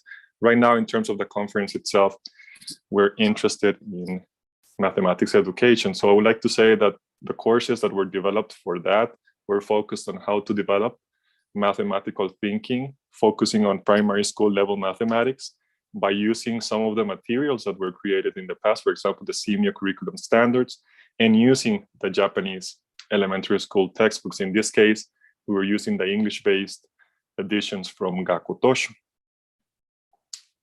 Here are parts of the discussions of the course. On the left side, you see the definition, introduction of what is multiplication, and then the difference between cardinal numbers and ordinal numbers, for example, as part of this course. The course itself was certified by CRICED as part of the University of Tsukuba, but it also had support from the CMU Secretariat. I would like to say here that we had several sessions with the director, Dr. Ethel Valenzuela, that was encouraging participants to come and register for the courses themselves. As for the implementation of the program itself, after the incorporation of the other disciplines, we had in total five courses, 3 for mathematics education and 1 each for geography and international baccalaureate, with a total participation of almost 10,000 students, ranging from all the way from March in 2021 and ending last year in June 2022. So we would like to say that we were happy to have this new platform in terms of a huge amount of participation in terms of the online courses themselves. As of materials and schedule themselves, they are still available right now. We decided to create a website where students were able to go back to the materials, to check the materials and read them again if they wanted to, and also have access to the lessons if they needed so after the lesson itself was live streamed. And also it was very important for the program itself to be able to verify the attendance and for students to reflect on the lesson itself. So students were able to fill in a questionnaire after each lesson and also participate on questions and answers after each lesson. And this was very important to verify the interactions with the participants and also to allow them to participate in the course itself. So they were able to bring in their questions and then have additional sessions outside of the lesson itself to discuss their questions. Here you can see you have access using those QR codes if you're interested on checking those lessons and also to review some of the materials that were created for the course itself that will be shared as long as the website is available. Until now, you can have access for free for all of those materials. Now, in terms of the course itself and how this brought people together to create a new platform in order to share materials from the region and from different educational contexts, we would like to say that there is a plan going forward in terms of how this type of general course that involves people from different countries can have their local adaptation of the courses. This is something that already started with the case of Indonesia, in which the course that was originally given in English is now adapted into Bahasa, and then with specific details surrounding their own textbooks. So this is something that was a discussion brought by colleagues from their particular country. So this is something that's been done and that will be available soon. So this is something that was very important in terms of the course itself, not to focus in a general manner, but to talk about specific details of each country. Number two is how the program itself is was able to bring in other disciplines. The idea will be to keep that extension. That will require, of course, having the availability of colleagues from those specific disciplines and join the program itself. This is something that was allowed because of the collaborative spirit of the program itself. Something that is, I mean, it's a big discussion still, is how can you improve and talk about the evaluation and assessment of the program itself, and then which is the final impact of the participation in the program, and then how participants see changes in their practice on the day-to-day working program. Thank you. So this is something that is big in terms of the program itself, particularly after this big change came into our lives with COVID, is participants are coming into the course, but how the course is bringing change into their practice. So this is something that is still on the works in terms of how this can be measured, and also how those changes bring modifications of the course itself. So this is a big concern in terms of how online platforms and online courses work into the future.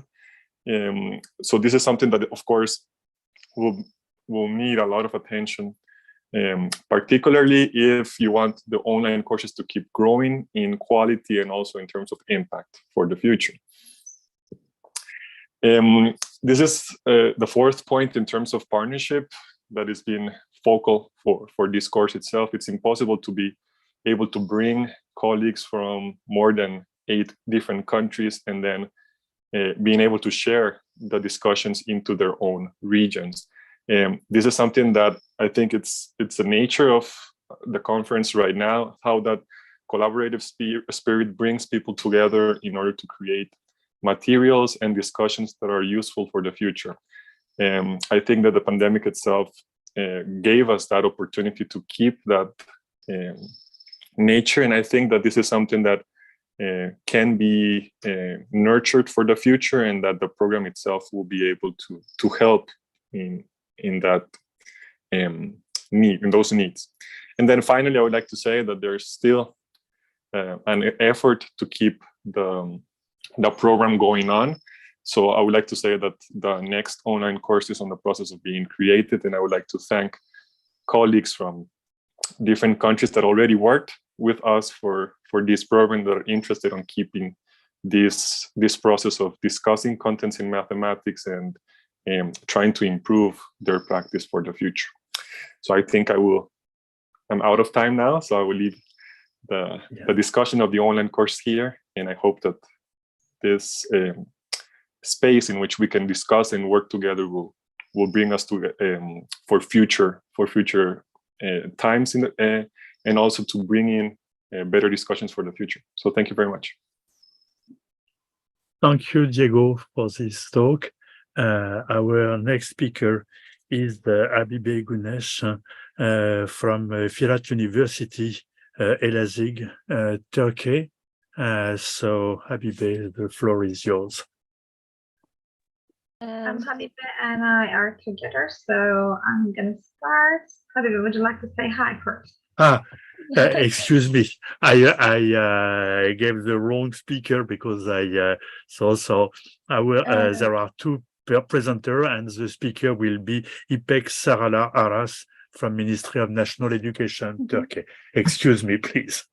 That's all right. So, thank you. please. Not a problem. So, let's make this.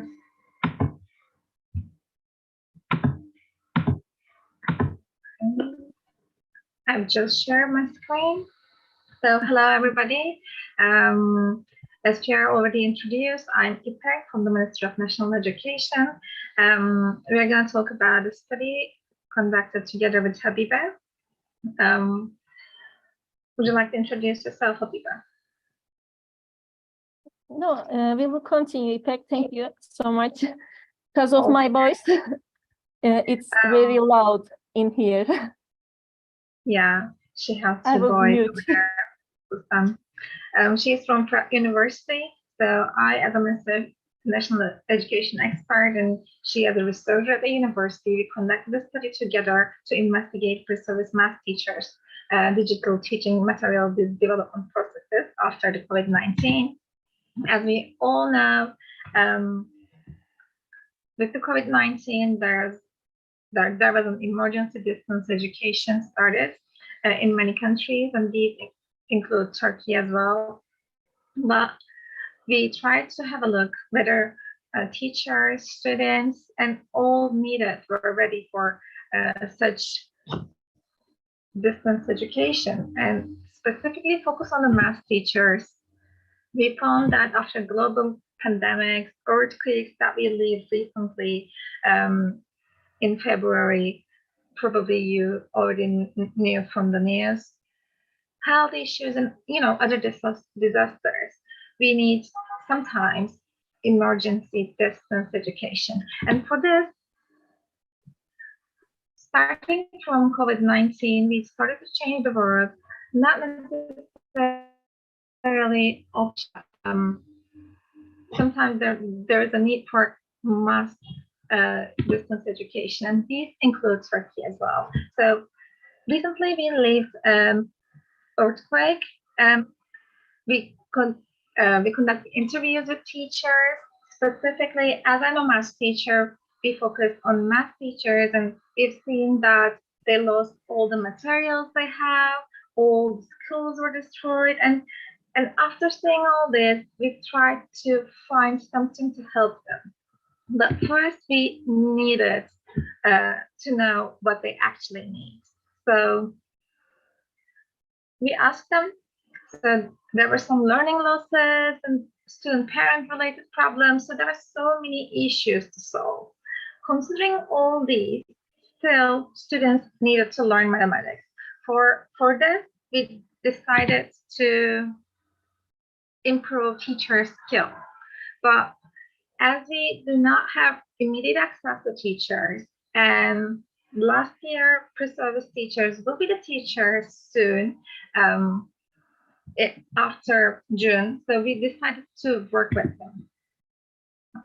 Seeing the case in Turkey, we have seen there's so many asynchronous videos broadcast by the ministry. There is a curriculum change in mathematics, and these include higher education as well. When I talk with Habibe, we have seen that there is a transformation in online activities. Pre-service teachers need to know about learning management systems and how to access math games, math-related online sources, and how to develop their own sources for their students' needs, because not always everything we found on the internet is appropriate for our students. So the aim of our study was to determine first, pre-service mathematics teachers' self-efficacy in creating materials with current Web2 tools. This was the first stage.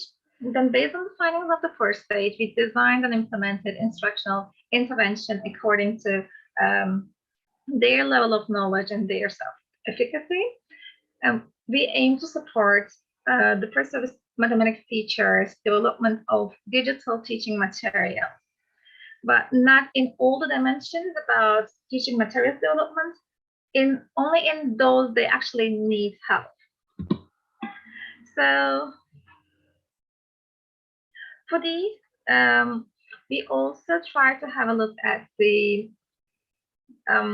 studies all around the world, and we try to develop a course to help them. So we looked at the ways to improve their skills.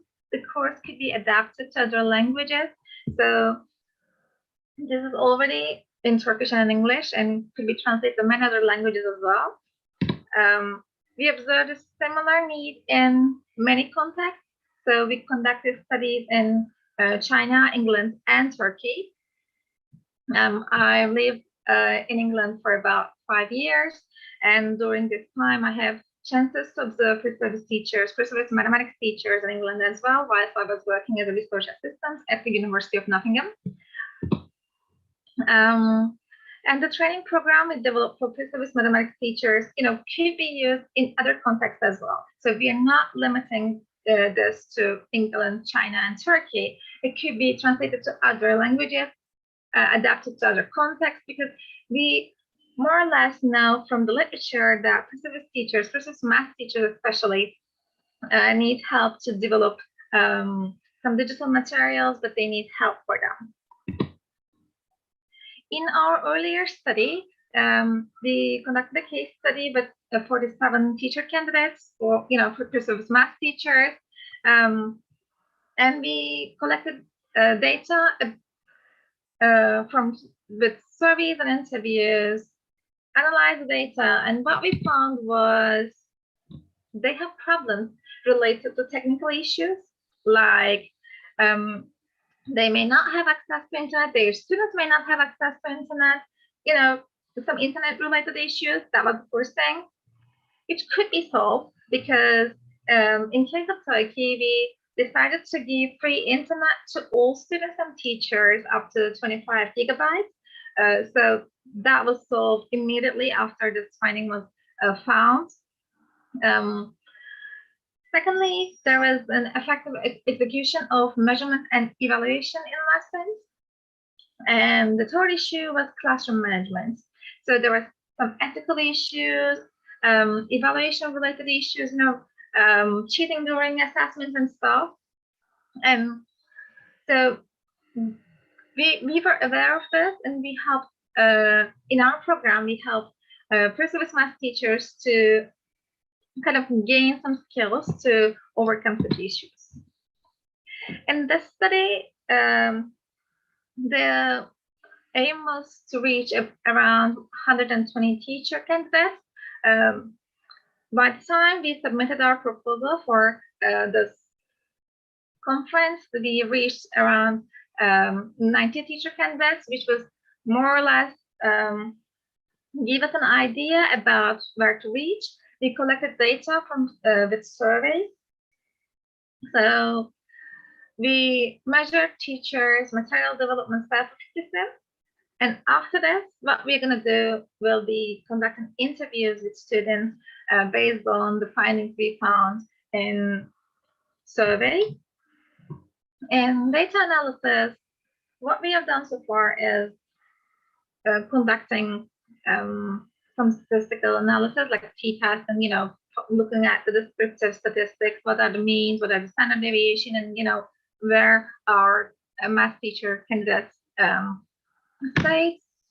And what we are going to do in the next will be looking at the interviews and doing some cross checks to see what they say in detail about what we have found in the survey.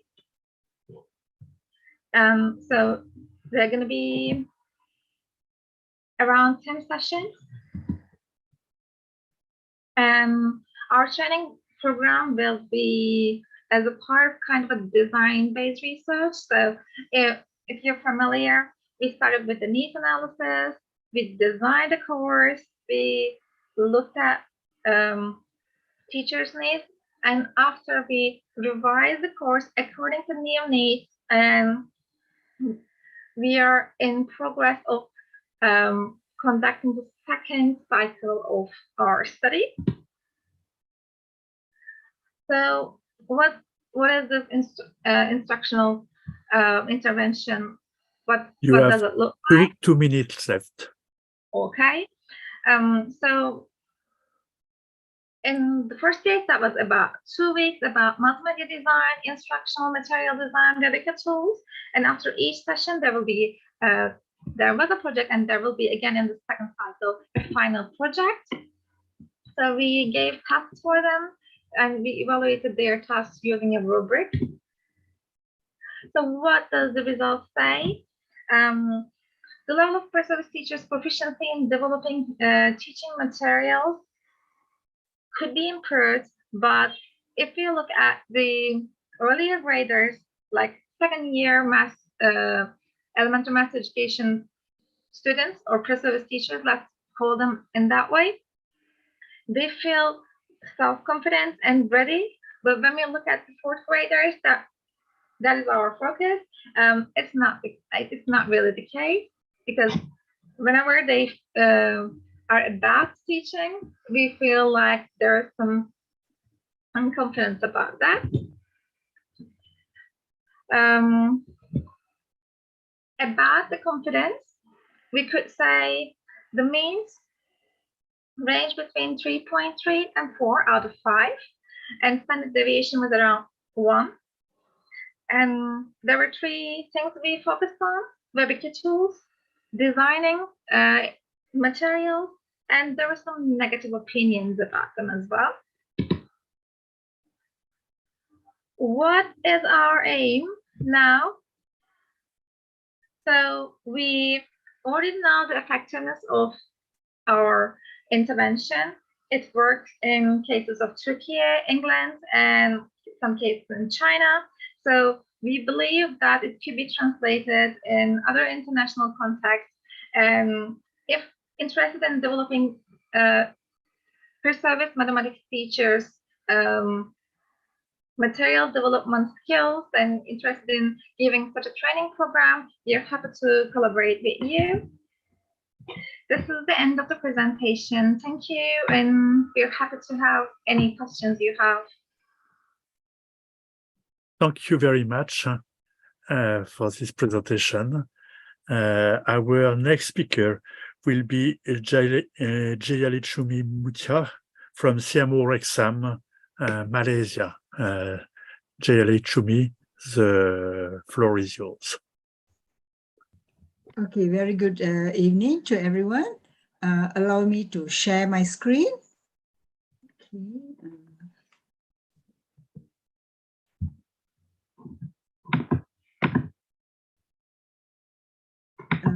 Could you see my screen? Not yet, not yet. Okay, you can't see it. Huh? Okay, just give me a moment here.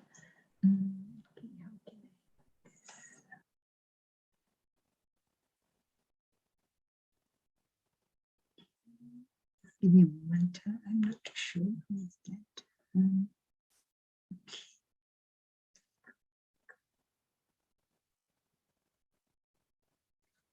Okay, let me try once more. How about now? Is it available? Yes. Perfect. All right. Thank you so much. Thank you so much. I think, all right. Thank you so much. Okay. I'm Jayalixumi from CMO Rexam. The title of my presentation today is Challenges Overcome by Mathematics Teachers in Online Teaching and Learning. Okay. During the COVID pandemic. Huh?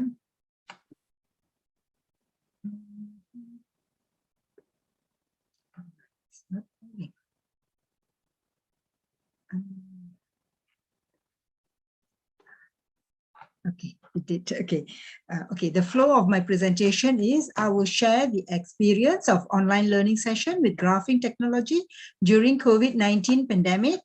And next, I will go to the outcome of the same lesson conducted with a group of similar age group Thailand students.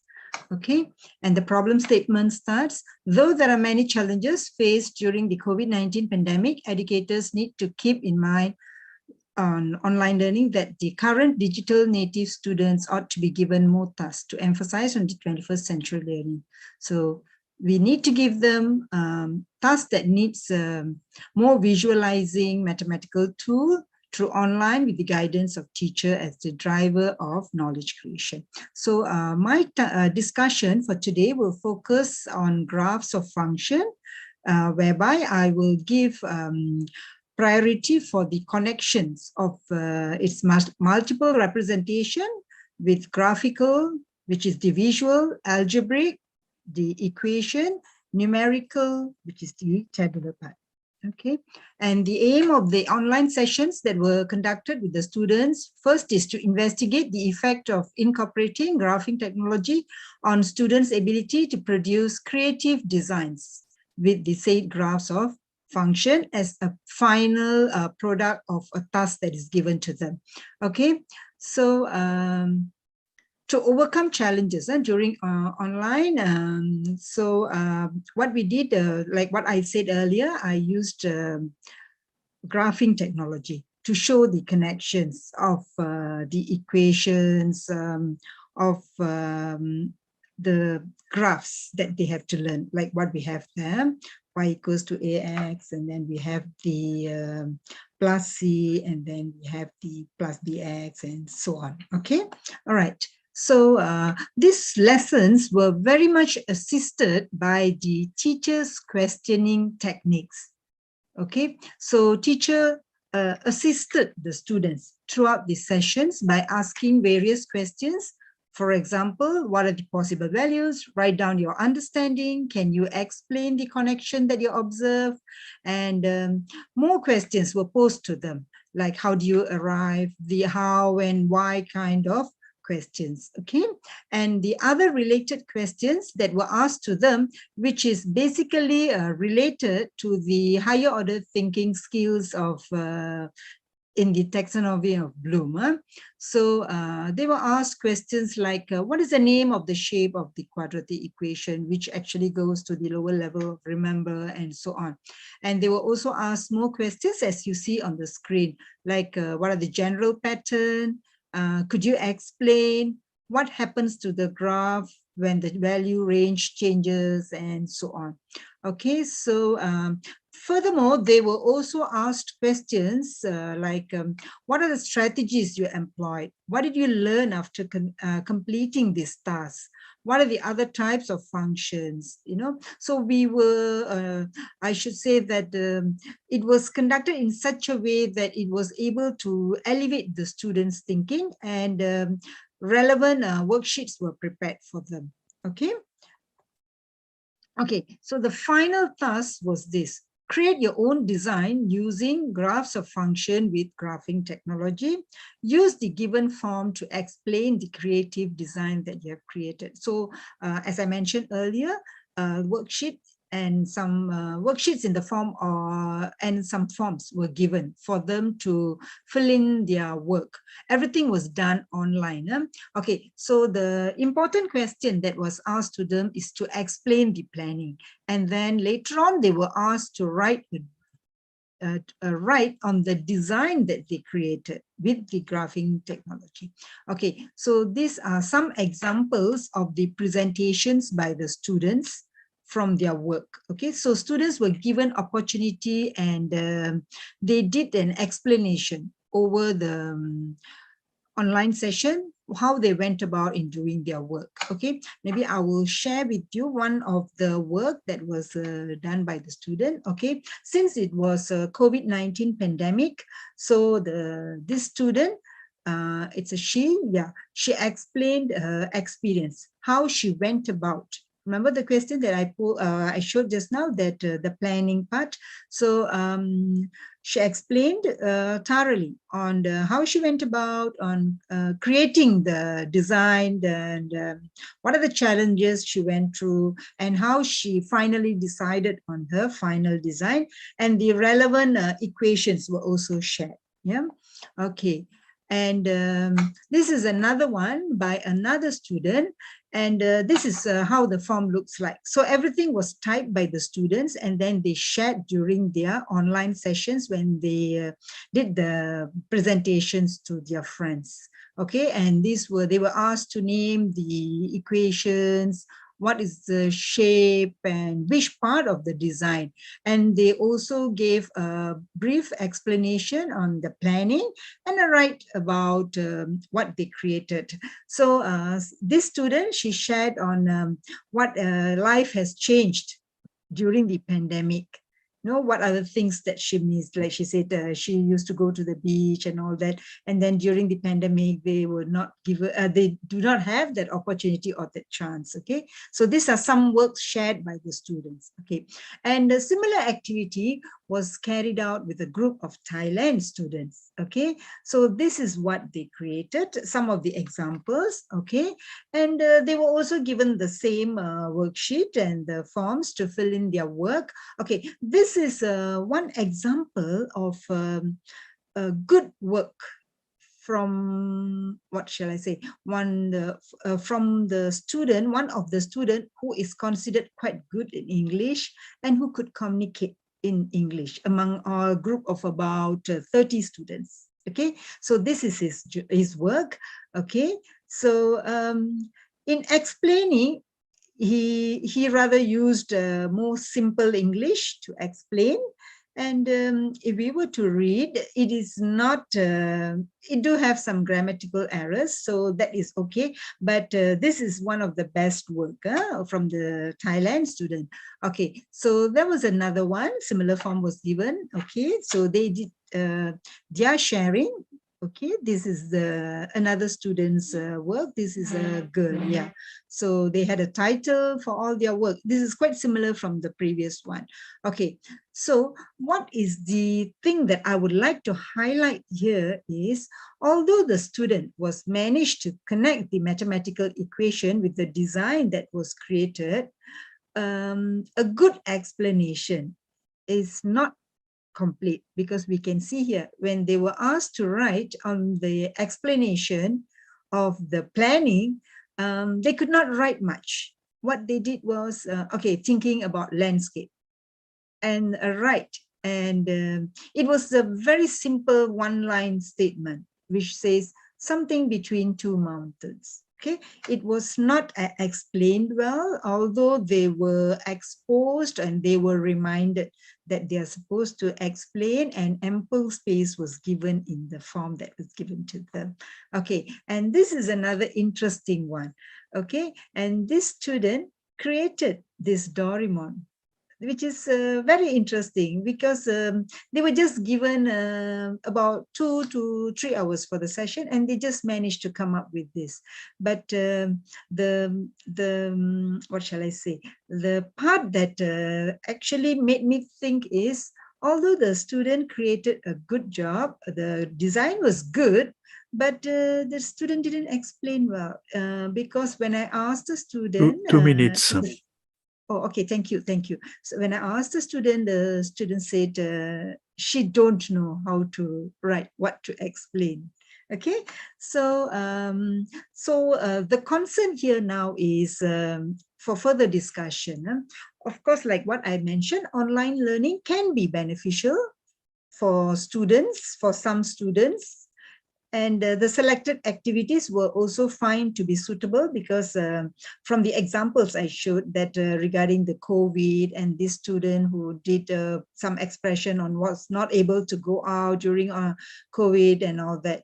Okay, so and it also managed to give some evidence on the students' understanding, because they were able to explain, interpret, and apply what they have learned. However, language played an important role in the ability of the student to express their creative work with relation to graphs of function. So these are evidence that shows that, because I just did a comparative between the Malaysian and the Thailand students, okay? Somehow it was shown that the Malaysian students, they had a better command of English knowledge compared to the Thailand students, like what I have showed in my slide towards the end. Yeah, okay, so maybe some things that we can look forward for some thoughts is, though the Thailand government has actually allocated a significant amount for the improvement of English, but studies shows that Thailand students generally, their proficiency of English is among the lowest in Asian countries. So I would suggest, as an outcome of this study that I have conducted, to plan more practical strategies at various levels that could contribute to the growth of English language in Thailand, especially in the communicative ability of their students, because my study was related to students, so I would say that. But there are also some studies that shows that their teachers also don't really communicate so much with their students in English. That could be one of the contributing factor. That's what I would suggest. Okay, so these are some studies that was conducted regarding the use of English among the students, okay, that I have here. Okay, that's all. Thank you for your listening to my presentation. So thank you very much, Jayalechumi, for this talk. And we now go to our last talk of the session by Alice Lemo from University of L'Aquila in Italy. So Alice, the floor is yours. Good evening, good morning, good night, good afternoon to everybody. I noticed that the time is very short. I try to be quick to my presentation. I'm here to show a project with other researchers that are here, if you want to see their faces. We are from Italy, from Canada, and from Israel. In the last months, joined also 2 colleagues from Argentina. And I will speak about an international project that is founded by ICDME. I don't know if you know the International Group for the Psychology of Mathematics Education. And it is titled Fostering Mathematical Discussion Beyond the Borders. Okay. This project starts during the COVID-19 pandemic. And because in that time, not only in Italy, several teachers had difficulties in proposing lessons, teaching activities, assessment at distance. Previous speakers have spoken extensively about this problem. In our case too, we will present a benefit brought by the pandemic emergency in using digital devices. Matabel was an Italian project about mathematics laboratory and problem-based teaching. Some of our colleagues, in particular Chiara Giberti, experimented these activities of Matabel at distance using some digital tools and called this new project, Matabel 2020. In the context of problem-based teaching, mathematical discussion is a critical issue. At a distance, there were several barriers to overcome, and so she and we tried to use Padlet for orchestrating digital mathematical discussion. I don't know if you know Padlet, if you are familiar with Padlet, but if we have some minutes left, I will explain Padlet looking from directly it. Okay, the project, the mathematical activities with Padlet start from a problem.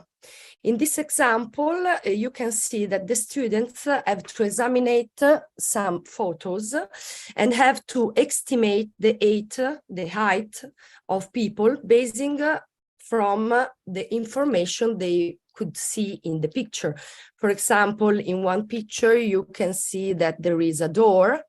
In this picture, there is a sofa. And so the activity was to try to estimate the height of the people that are pictured. Okay, in the first part, after posing the problem, the teacher asked to the student to try to do some hypothesis or solution of the problem. In this case, here there are all the students' answer. In the beginning of the activities, students have to respond individually and with a nickname in an anonymously way. After that, the teacher share all the students' answer to the classroom, and then they could comment or discuss how the other peers' ideas. After that, the teacher starts the discussion using the Padlet and the responses that are on the Padlet. Padlet is very useful as a tool because with Padlet, students could answer in very different way. If you can see by this example, there are students that put an audio file, for example, or a screenshot of a sheet of paper, or can write with their PC, or can share materials found in books or online. In this way, the students are more free to express their ideas, their solutions, and something like this. Okay, in the first experience during the COVID-19, Chiara and some researcher with her find that Padlet could be a useful tool to promote the participation and inclusion of all students in the discussion, because students responded anonymously and had the time to read, to comment, to reflect on the ideas of their peers. And so the teacher could overcome some obstacle of mathematical discussion that something occur during the lessons, not only at distance, but also in a normal period in the classroom. Okay, now we are starting a new project basing on Mathable 2020, a second experience, a second trial with international partners. Yeah, sorry, I'm a little bit excited to be here. I'm sorry. We are looking for new partners because we would start a new experimental using Padlet in different contexts. In this table, you can see the experimental plan divided in 4 phases, like I explained before. In the first phase, the teacher proposed the problem in the Padlet. Then she collected the individual student's hypothesis, and only in the third phase, she shared with all the students their answers, allowing students to comment the other colleagues' posts. In the final phase of the experiment, the teacher could start a mathematical discussion from the Padlet, starting from the Padlet. Okay, in this slide, you can see the problem we choose for this international experiment. We choose some PISA tasks. This choose is why PISA tasks are already translated in many languages and they are already tested in different countries. In this case, students have to estimate the surface area of a continent, and the teacher could post this problem in the Padlet and then follow the 4 phases to start a mathematical discussion. Now, our aim is to go beyond the border, go beyond the Italy country, and we would like to share this kind of experience because we wondering to know if Padlet could be a useful tool to mathematical discussion also in other cultural context, because we want to highlight strengths and limits that international collaboration with Padlet could allow to highlight. Here there is a map of the other countries that join this project, and if anybody would like to collaborate with us, she can contact us, and I thank you for the attention. If I have some minute left, I would like to show you a Padlet. Okay. This is in Italian, but I think that you can see. This is an example of Padlet. No, new condivision. Do you see the Padlet? Yes. Yes. Yes. Oh, now sorry. it disappeared. This is the Padlet. Okay. You can create a new Padlet. This is an example that I use with my teachers during a teacher training. I put some question and I am the leader and I see all the responses. These are in Italian, but you can see that you can share your ideas with file, photo, link, pictures. You can write down everything you want, and the leader could decide if share all the answer with the other or take them also for his or herself. And we think that it could be a very interesting tool. This is another example in which there were 4 different discussions for 4 different teams, and all the students and teachers could share in different column, their ideas. Okay. Thank you. So, thank you very much, Alice, for this talk. I want to share all the speakers for keeping perfectly the time.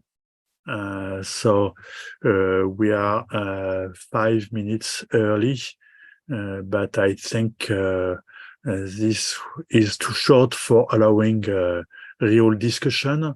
So I propose that we make a 10-minute break now, and we reconvene at 21:55 Universal Time +9, that is in 10 minutes, for the panel discussion.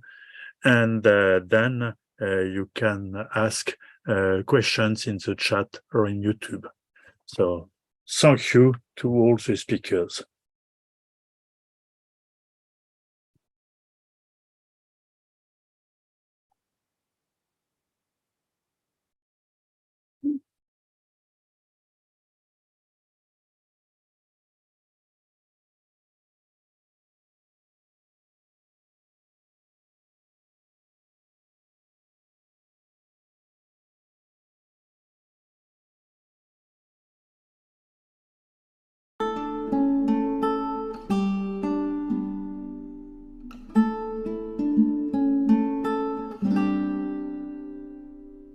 High above the clouds, looking out into the sky. Right before our eyes, our lives are coming into shape. With each breath we take, we find the reason why we've come together in this place. Tell me, can you see the future looking back at you? Tell me, can you hear the message carried in the winds to your heart?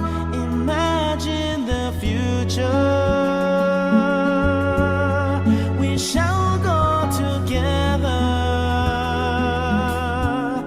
our hearts joined as one. Move ahead, take a step and carry on. Imagine the future. We shall go together, walk hand in hand, make a future that changes the world.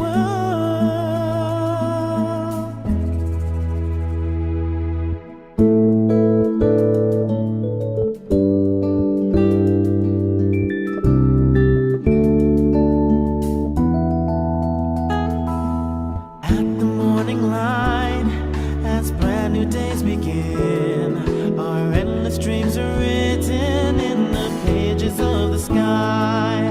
Upon the waves of time, we sail across the seas, sails guided by the winds of dreams.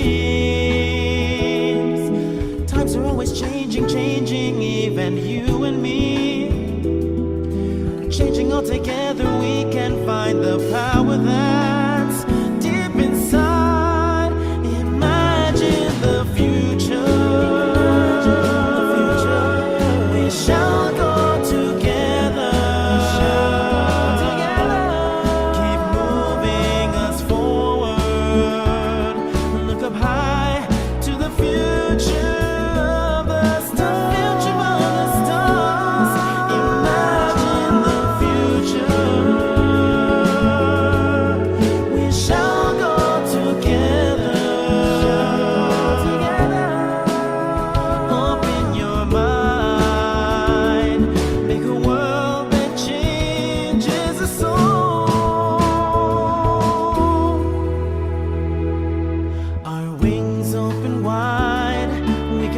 above it all, to a place of wonders that we have never seen.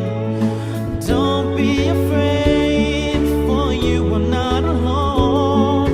We'll be together through it all. Tell me, can you feel the future growing inside yourself? Tell me, will you let it grow into a wonderful, brand new world? Imagine the future. Imagine the future. We shall go together. We shall go together. Our hearts joined as one. Move ahead, take a step and carry on. Carry on. Imagine the future. We shall go together. We shall go together. Walk hand in hand. Make a future that changes the world.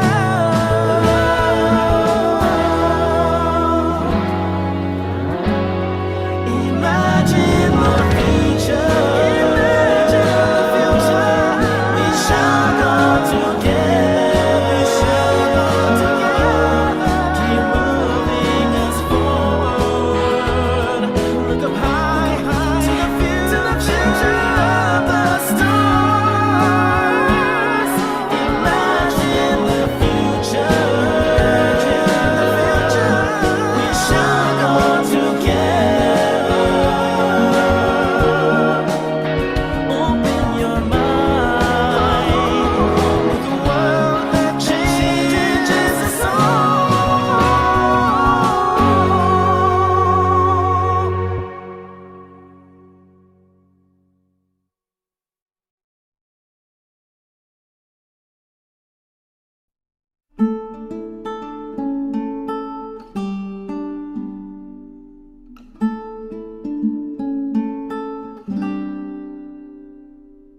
High above the clouds, looking out into the sky. Right before our eyes, our lives are coming into shape.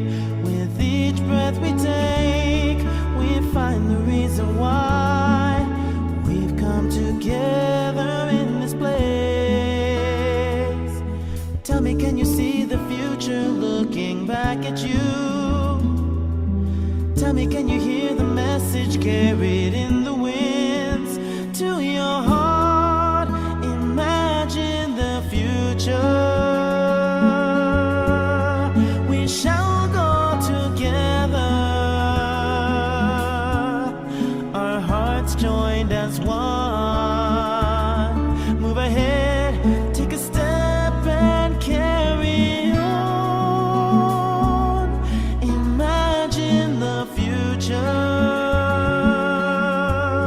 We shall go together. Walk hand in hand. Make a future that changes the world.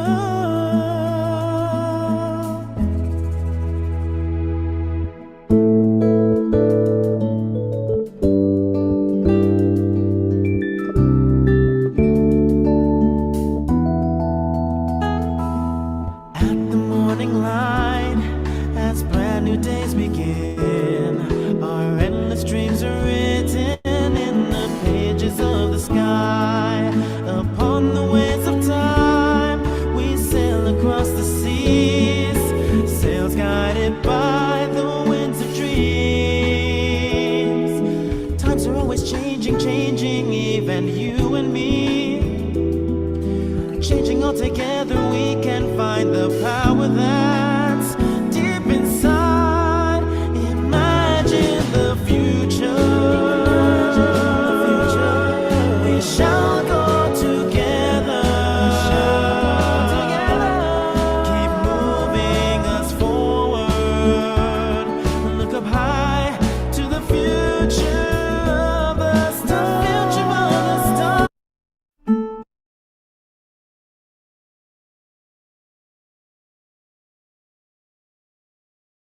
Hello everyone, welcome back. And we'll start our next session, panel discussion sub-theme 3. And welcome our moderator, Dr. Pierre Anu, please.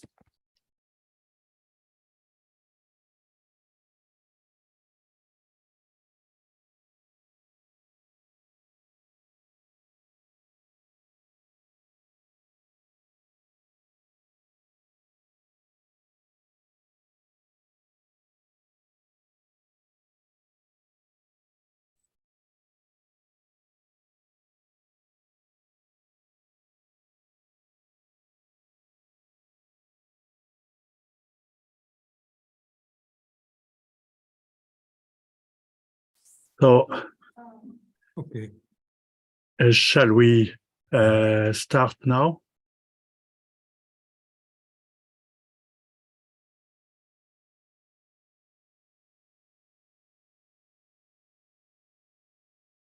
Hello. Yes, please. Yeah, okay. So let us start the panel discussion for the third theme of the conference. So this is about challenges of the pandemic and post-pandemic era on the teaching and learning of mathematics. So I don't know if Merci Kazina is present now. Or does she still have technical problem? No. Oh. She's present through okay. YouTube. I don't know, video. So, yes, I'm here, but I would like them to play the video because my connection is not stable. Yes, I understand. So I introduce a presentation by video of Merci Kazina from the University of Malawi. So please. Hello, my name is Merci Kazima from the University of Malawi. My presentation is on international collaboration and mathematics education in Malawi during the COVID pandemic. Outline of the presentation is as follows. I will start with Malawi's response to the COVID pandemic, then Malawi-Norway international collaboration in mathematics education. Then I'll look at the challenges during the COVID pandemic and how we dealt with the challenges, the experiences from the Malawi perspective, and finally, implications for post-pandemic collaborations, again, from Malawi perspective. Now, Malawi's response to the COVID pandemic. When COVID broke in Malawi in March 2020, all education institutions, including schools and universities, were closed. And during this closure, there were plans for radio lessons for primary schools, online lessons for secondary schools, and online lessons for university. But this did not work because we could not reach all students, especially those in rural areas where they could not get access to the lessons. Therefore, the remote teaching was discontinued and we had a long break, which was about 7 months for schools and all education institutions. The institutions were opened in September 2020 with strict guidelines on COVID-19 prevention measures. For example, schools split large classes into small groups and the children took shifts attending school. Now I'll talk about the Malawi-Norway collaboration. We have collaboration between University of Malawi and the University of Stavanger in Norway in mathematics education. We started in 2013 and it's going on until the end of next year to 2024. Our collaboration includes PhD program where we collaborate in research and supervision. We have a master program where we collaborate in teaching and supervision. We have professional development program for primary school teachers and for primary school teacher educators. And we collaborate in offering workshops, professional development workshops, and in lesson study in the schools. We also collaborate in student and staff mobility program through research and supervision and teaching practice.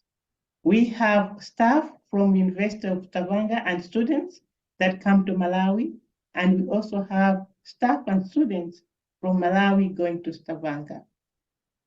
But for teaching practice, we have students from University of Stavanger coming to Malawi to do teaching practice in Malawi school. We also have postdoctoral research where we collaborate in supervision. The challenges during the pandemic. We had three main challenges, which I'll discuss here. One, there was closure of schools and education institutions in Malawi. This was a challenge because we could not do the school research, we could not do professional development of teachers, and we could also not do the lesson study. The travel restrictions, was a challenge because there were no visits to Malawi and no visits to Norway. And this was a problem because colleagues from Norway could not come to Malawi for professional development workshops that we were offering to teachers. And they were the main facilitators of the workshops, and that was a problem. For the project team, we could not meet face-to-face during the travel restrictions. And three, there were COVID regulations and gatherings in Malawi. We could not bring together a lot of people. There were regulations to have a maximum of 30 people together, and we had limited professional development of teachers because of that. There was no school visits. We could not visit the schools. How we dealt with the challenges? For the closure of schools and institutions in Malawi in 2020, we postponed the professional development and we also postponed the school research. For the research, we started desk research and we worked on textbook analysis. We worked on primary mathematics textbooks and also the teacher guides for the primary teachers. For travel restrictions, we dealt with this by the Norwegian colleagues recorded their presentations for the workshops, and they were used in Malawi. And we had online meetings and online supervisions, although this also brought in new challenges because of internet access in Malawi. For COVID regulations on gatherings, in 2021, we offered the professional development to only one school and had small numbers of teachers because we could not bring together more than one school. So we went for one school and small numbers of teachers so that we could still continue with the professional development. And we could not visit schools, so we used WhatsApp to communicate with the teachers in the school. Then we extended the project period to make up for the lost time. Now, looking at the experiences from the Malawi perspective, my colleague will talk about the Norwegian perspective. From the Malawi perspective, we experienced fast-track capacity building for Malawi in offering professional development to teachers. The original plan was to transfer the professional development skills to Malawi in the final year of the project. This was because the Malawi team did not have capacity to offer the PT. Some of our staff were doing the PhD in the project.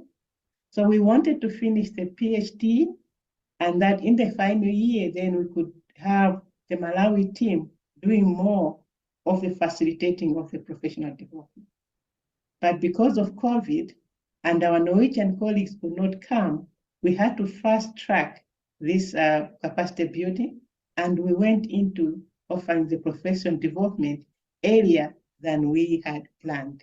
but also with the help of the recordings from our colleagues. So that gives us number 2, that the recorded presentations were a good resource for the Malawi team. And also the remote meetings which we had, the online meetings and supervisions were effective, although we faced internet challenges sometimes.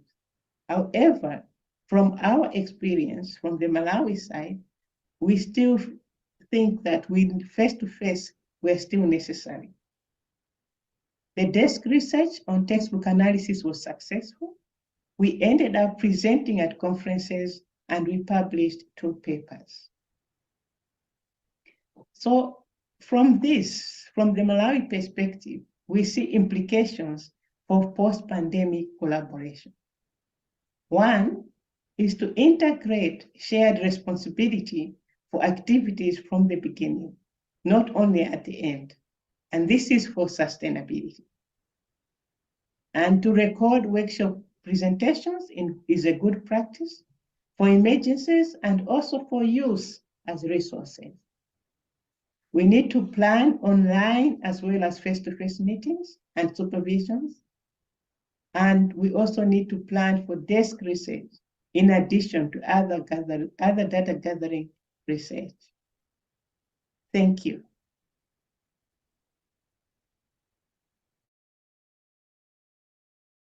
Thank you very much, Mercy, for this presentation.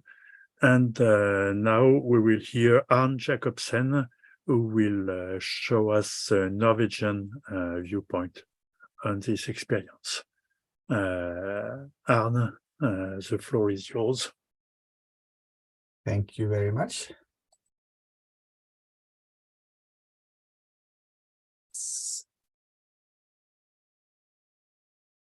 Hey, yes, good morning, good afternoon, and good evening. My name is Arne Jacobsen, and as we just heard from Professor Kasima, she talked about the collaboration we had between University of Stavanger in Norway and University of Malawi, and I will talk about the same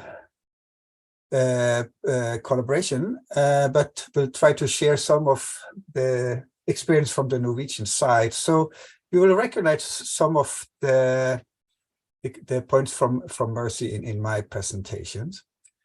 But before I go into the more the detail of the projects, I'm not sure if everyone knows where is Norway and where is Malawi. So just to highlight that we are quite far apart. Norway is in north of Europe, and Malawi is in the southeast of Africa. And while Norway is a very economically strong country, Malawi is one of the least income countries, which have many challenges in education, and Norway have supported Malawi, and education has been one of the area where Malawi have collaborated. Norway have collaborated and supported development in Malawi. And University of Stavanger in Norway and University of Malawi have, as Mercy mentioned, we have collaborated since 2013. And at the time of the, I don't know if you, what happened here? Yes, at the time of the COVID pandemic started, we had 2 ongoing projects. One project that was called Strengthening Numeracy in Early Primary Education through Professional Development of Teachers. It was initially went to be a 5-year project, but we, as a consequence of the COVID pandemic, we ended up getting 1 year extension of this project. And as also Mercy mentioned, part of this project, we had a professional development of teachers using lesson studies. We also were involved in teaching of master students and supervision of postdoc and PhD students in Malawi. And we did research. And we also have another program that's still running. It's a mobility program of students and staff It's not much research in that, but it's more the students working on and coming to Norway, and students in Norway going to Malawi, and they can stay up to 1 year. And we supervise students. For those who are in Norway, from Malawi, we supervise them. And it's partly to increase capacity in the master program in Malawi, due to they have limited supervision capacity. So they run the master program 1 year, and then the next year they have supervision of students. And then, since they don't have enough supervision capacity, some of them have been spending a year in Norway. So at the time when in March 2020, we also, as similar to Malawi, we also had the closure of university schools and education institutions. However, it was not very long before primary schools reopened, and our primary schools stayed more or less open all the time. But for secondary schools and university, there was a little up and down. For the first half year, or I can say the first year, depending on how this COVID dynamic of waves coming and going, closure and open, but much online teaching, because we were able to offer online teaching in Norway. We had some students in Norway from Malawi at the time, but the first year we could not accept, we closed the border for international students. So for the academic year 2020 to 2021, there was no international student coming, meaning for that academic year, we were not receiving any students from Malawi. And we could not travel easily, so we were not able to travel to Malawi and facilitate the professional development activities in Malawi when that eventually opened again. Malawi, after 7 months, there was also some progress there, so it was possible, but it was kind of not easy to do with quarantine and restriction.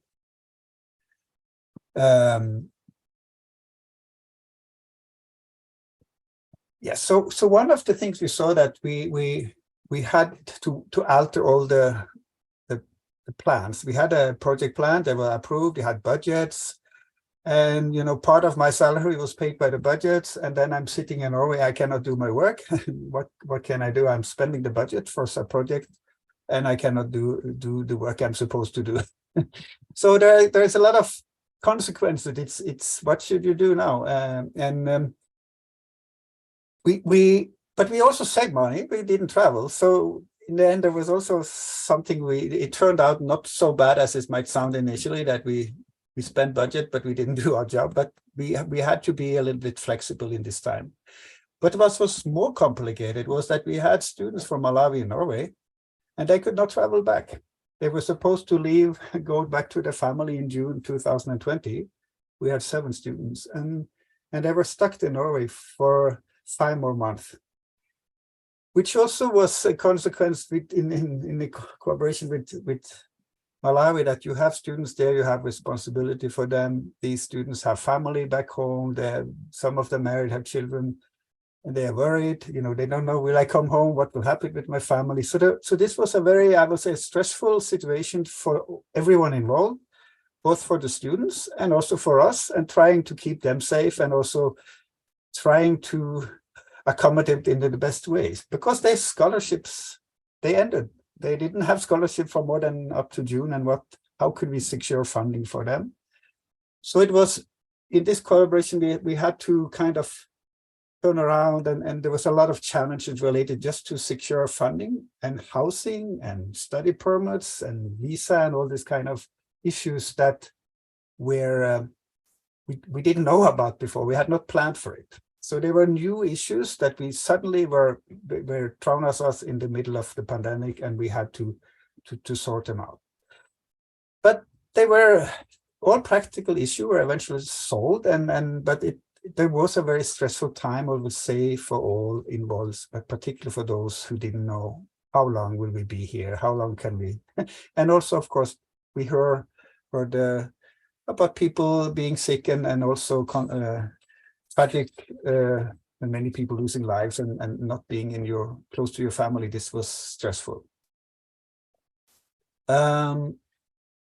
So as Mercy mentioned, we the first 2020 year, we had to not do anything of professional development activities because schools in Malawi were closed and we could not travel to Malawi. And eventually we come up to the idea when they open up in Malawi that we could pre-record our presentation for the workshop.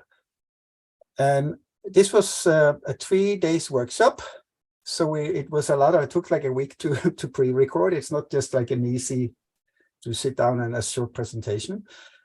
But the workshop is also a mix of presentation and also activities. So it was not just to pre-record and the Malawi team playing this. We had to organize it with activities taking place, teacher working with materials and so on. But it worked out. It worked well. We eventually found that to be a very good resource.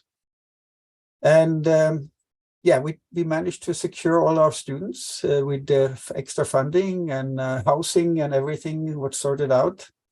And for the first year, we had no new students. The border were closed, but eventually 2021 again, we were able to take a new group of students from Malawi. With some restriction, we had to put them in hotels for 10 days and then there was like slowly gradually easing up of COVID restriction. So the mobility program is still continuing, but it's extending with another year. So we're running this out to 2024. So yes, as I said, the pre-recorded presentations was a new experience for us. It worked very well. 2 minutes. Yeah, it worked very well because we had its support for the team in Malawi. It could not have worked without them having a good knowledge of what we had done before, because we had already run this workshop before in Malawi.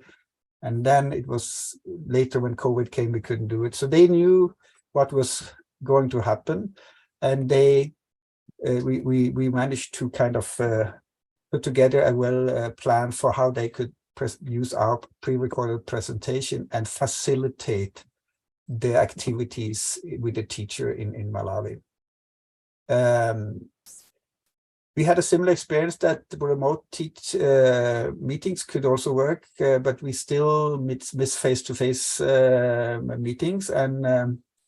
But we missed meeting the teacher in Malawi during the lesson study, because we later on received their lesson plan and guided them in developing lesson plans, but we have never met them. So that was a loss in a sense. We lost something there.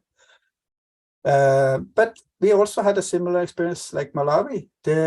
We were efficient. We managed to write publications more than before, and increase in numbers of research publication. But we felt for the young researcher, our PhD students, they didn't manage to meet other researchers. They were kind of stuck in their institution. So creating network of research, that's something you lose if you are able to travel and meet people. So that was a loss. So I would say the implication is that the pre-recorded presentation, they were useful for sustainability purposes. The Malawi team use it as a resource and they run their activities. But we learned also something more, what to do when there's nothing you can do about it. That's a kind of, because we couldn't do anything with the COVID. So what do you do? And that, you have to improvise. I think that was the learning. You always have to improvise. And I think our good knowledge of local condition in Malawi, and we had a good partner when we collaborate very well with, made this possible. I think if we didn't had this good connection before the COVID came, it would have been more difficult. So that was short for the Norwegian perspective, what we learned from the collaboration through the COVID time. And then thank you very much. Sikomo Kwambiri and tusen takk. Thank you very much, Arne. Our next speaker is Sumardiono from Siameo Kitep in Indonesia.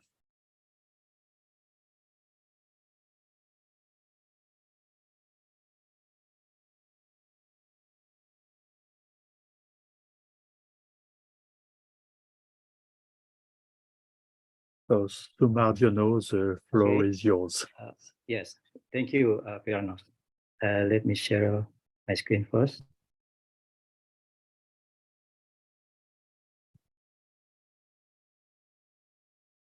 Okay, thank you very much. First of all, I would like to thank Professor Masmisula for inviting me in this great. I would like to share about our experience in conducting program for mathematics teachers during the pandemics in Southeast Asia. Yeah.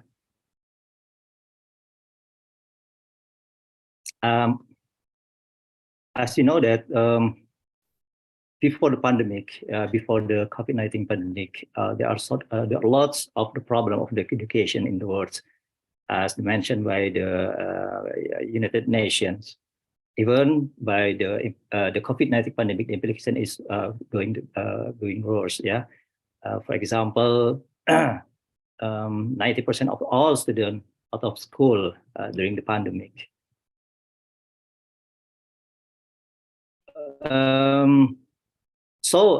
We all agree that, and based on our experience also, that the online learning or the remote learning is one way to solve the problem about the education during the pandemic. This also happened in Southeast Asia, especially in our country, in Indonesia. As the Jacobson and also the Mercy mentioned before, that there are travel restriction and also out of school. It is happening also in Indonesia. What strategies could we set as the provider for conducting the program for mathematics teachers in Southeast Asia? Even for remote learning remains out of reach for at least 5 million students, according to UN. So we think that we do the best as we can during the pandemic to have the teachers, to conduct their teaching for their students. As mentioned before, and also the moderator, that we are the one of the 26 CMA centers in Southeast Asia. In the session before, you made the CMA exam, and the last day there are our staff, Rusasmita. Now, as the director, I will share with you all the programs we can learn about that, because we are conducting the program, the activity for mathematics teacher in Southeast Asia. There are at least five groups of activity that we conduct to the teachers, courses and workshops, seminars or symposium or conference, research and developments, academic publication, and also community service program. Each group of program we also conduct during the pandemic with this restriction and the adaptation we do.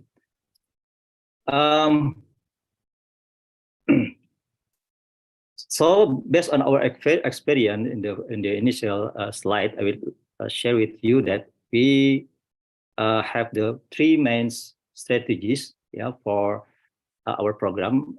Number one, we prioritize the teachers.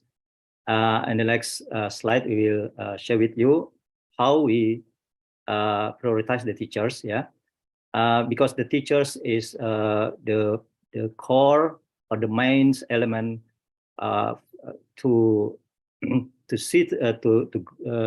keep the education system during the pandemic.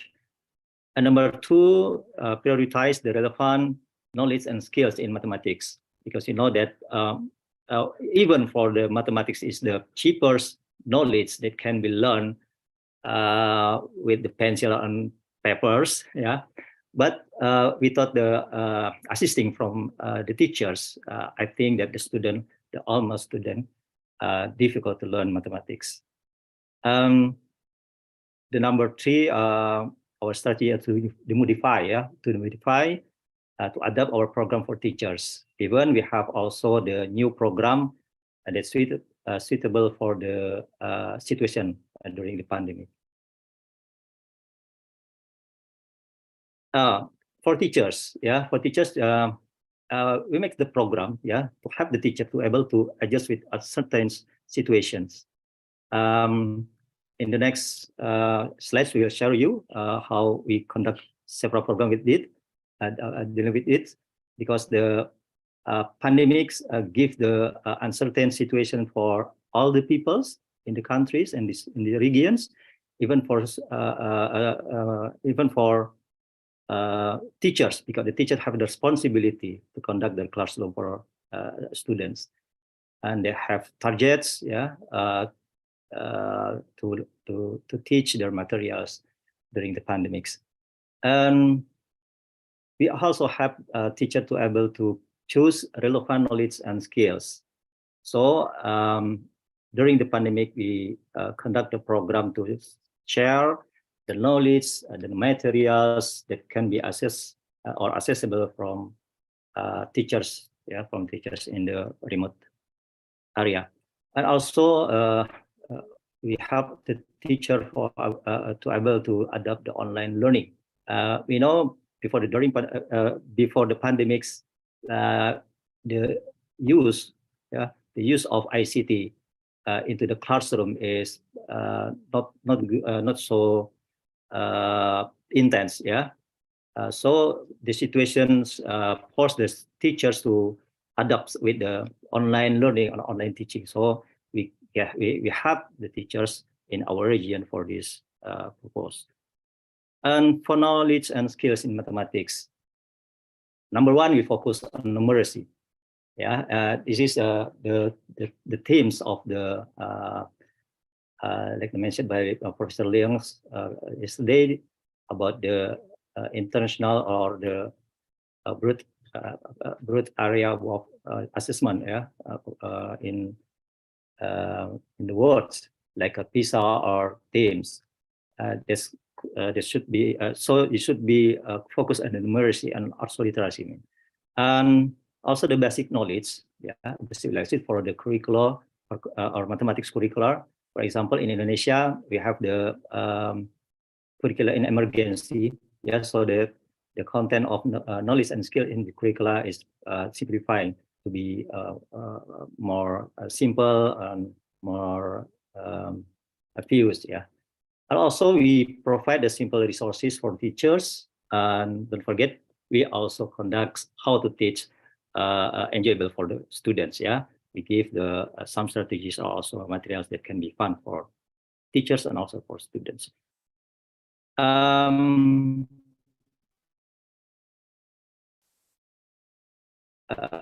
Based on this, I have my thoughts about the mathematics contents for teaching during the pandemic.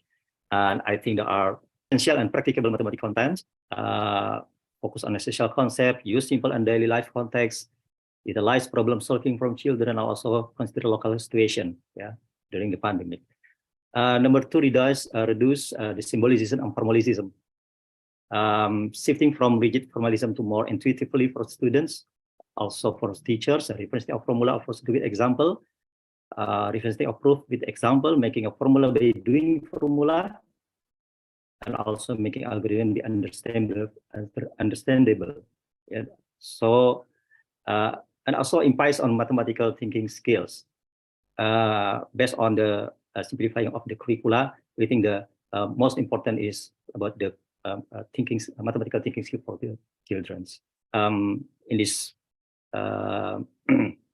diagram, I summarize about these thoughts about pattern recognition, logical reasoning, and creative problem solving is more important during the pandemic to simplify how to teach mathematics for this teacher.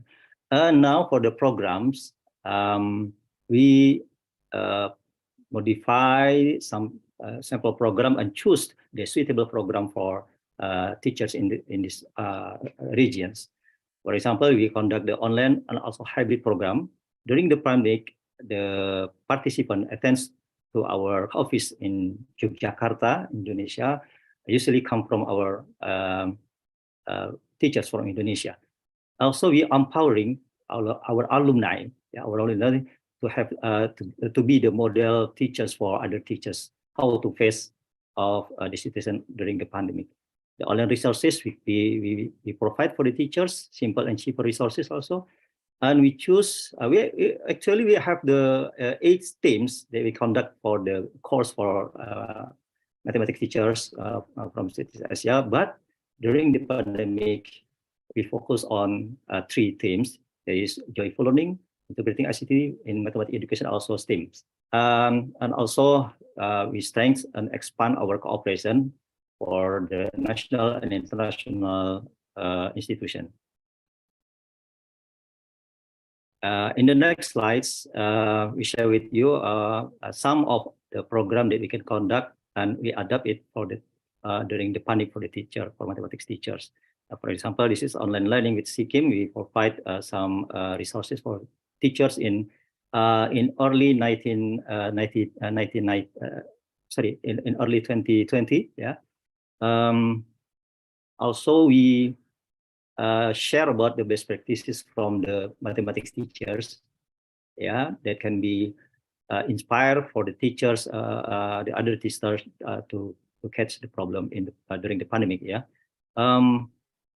For the alumni, we give them the courses, the advanced courses, how to deal with the situation. Yeah, and also we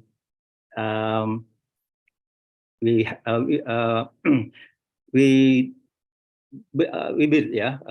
a network for our alumni in Southeast Asia, and in Indonesia also there are a community that call it STEMholic.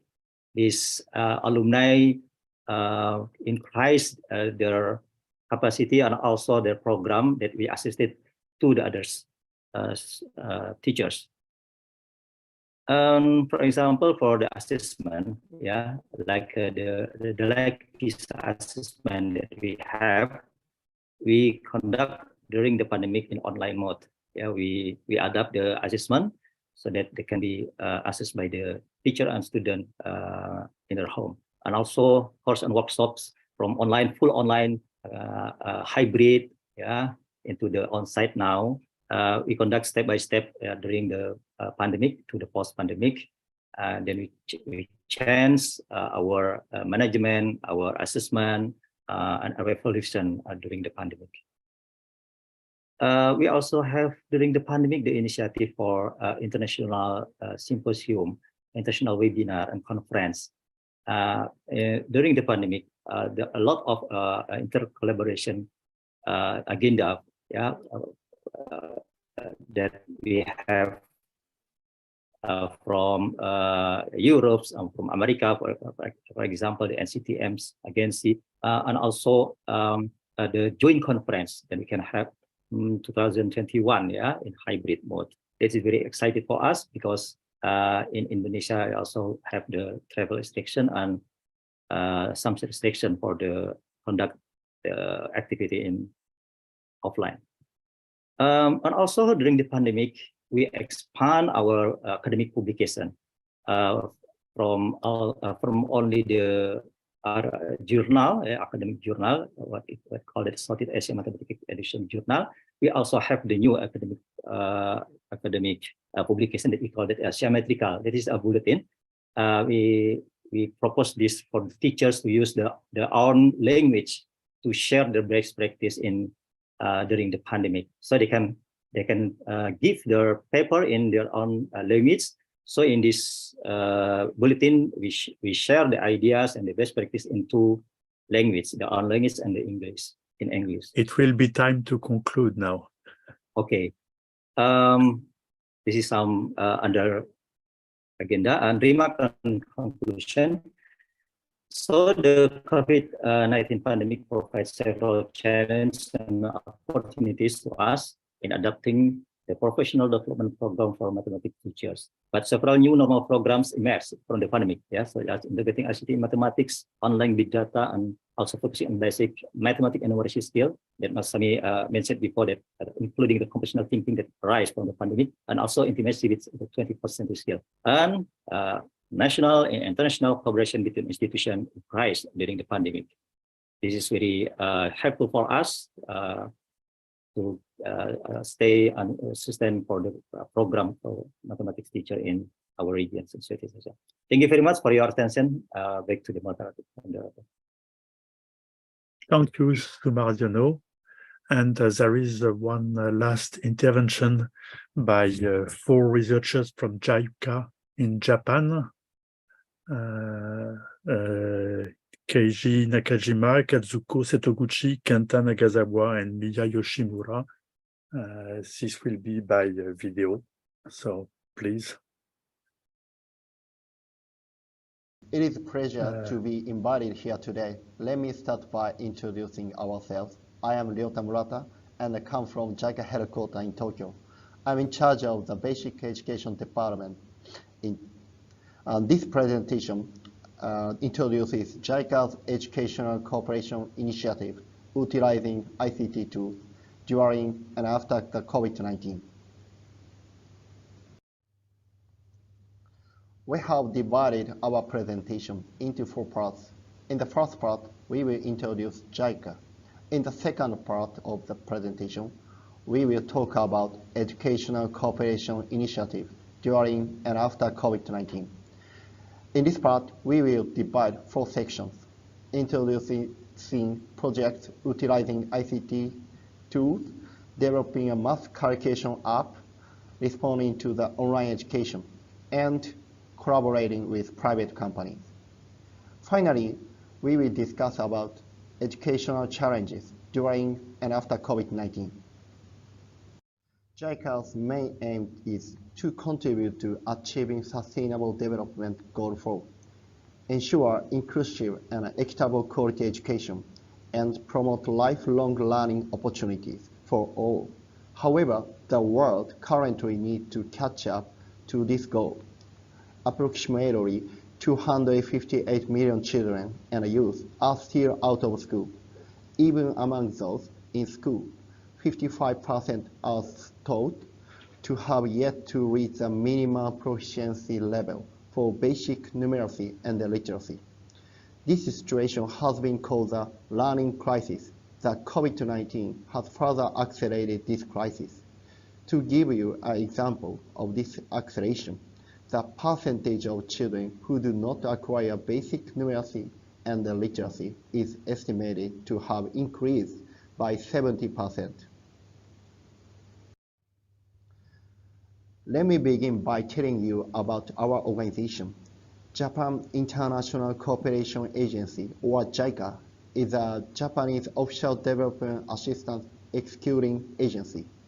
JICA aims to contribute to the promotion of international cooperation as well as the sound development of the Japanese and global economies. We support developing regions, socio-economic development, recovery, or economic stability. Our vision statement is to lead the world with trust. In other words, we aim to take the lead in creating solid relationships based on trust with nations worldwide. JICA aspires to a free, peaceful, and prosperous world where everyone can hope for a better future and explore their diverse potential. I now move on to JICA's work, especially in education. In the education sector, JICA assists in promoting quality education in 34 developing countries, including Asia, the Middle East, Africa, and Latin America. To enable children to learn continuously, we support developing countries where we operate to utilize ICT tools in various ways. This presentation will introduce our initiatives utilizing ICT tools as a world aid agency providing quality learning. I'm Kazuko Setoguchi, also from Department of Basic Education. JICA has provided education cooperation utilizing ICT tools since the pre-pandemic of COVID-19 to deliver children's learning. Now, JICA provides educational cooperation using ICT tools in more than 20 countries. Let me introduce some examples of this cooperation. Firstly, I'll mention our work in Madagascar. In Madagascar, in response to the crisis of declining academic performance due to the closure of schools after March 2020, television lessons were produced using the proficiency-based education method tested and developed in the Schools for All project and broadcast on the state-run educational program, CRICED-UT, from April of the same year. The program included a lesson in Malagasy and French, which raised awareness of the need to prevent corona infection, and a lesson on the 4 numeral rules: addition, subtraction, multiplication, and division through play. In Bangladesh, under the distance education plan of the COVID-19 response program, the government prepared and broadcast math lessons in primary grades developed with JICA on national television. Moving on to Papua New Guinea, they initially developed a distance educational program with JICA to deliver educational services to children nationwide. Given its geographical location, as an island country with scattered mountainous areas, equipment provided by JICA was used to broadcast educational programs on radio and television during the pandemic. JICA also helped in Egypt. After restarting the school, JICA promoted the math app to complement their learning during the closure period in Egyptian Japanese school, otherwise referred to as a EJS. Every morning, the children use a math app in a complementary lesson. JICA has provided support to implement. I am Keiji Nakajima and also from Department of Basic Education.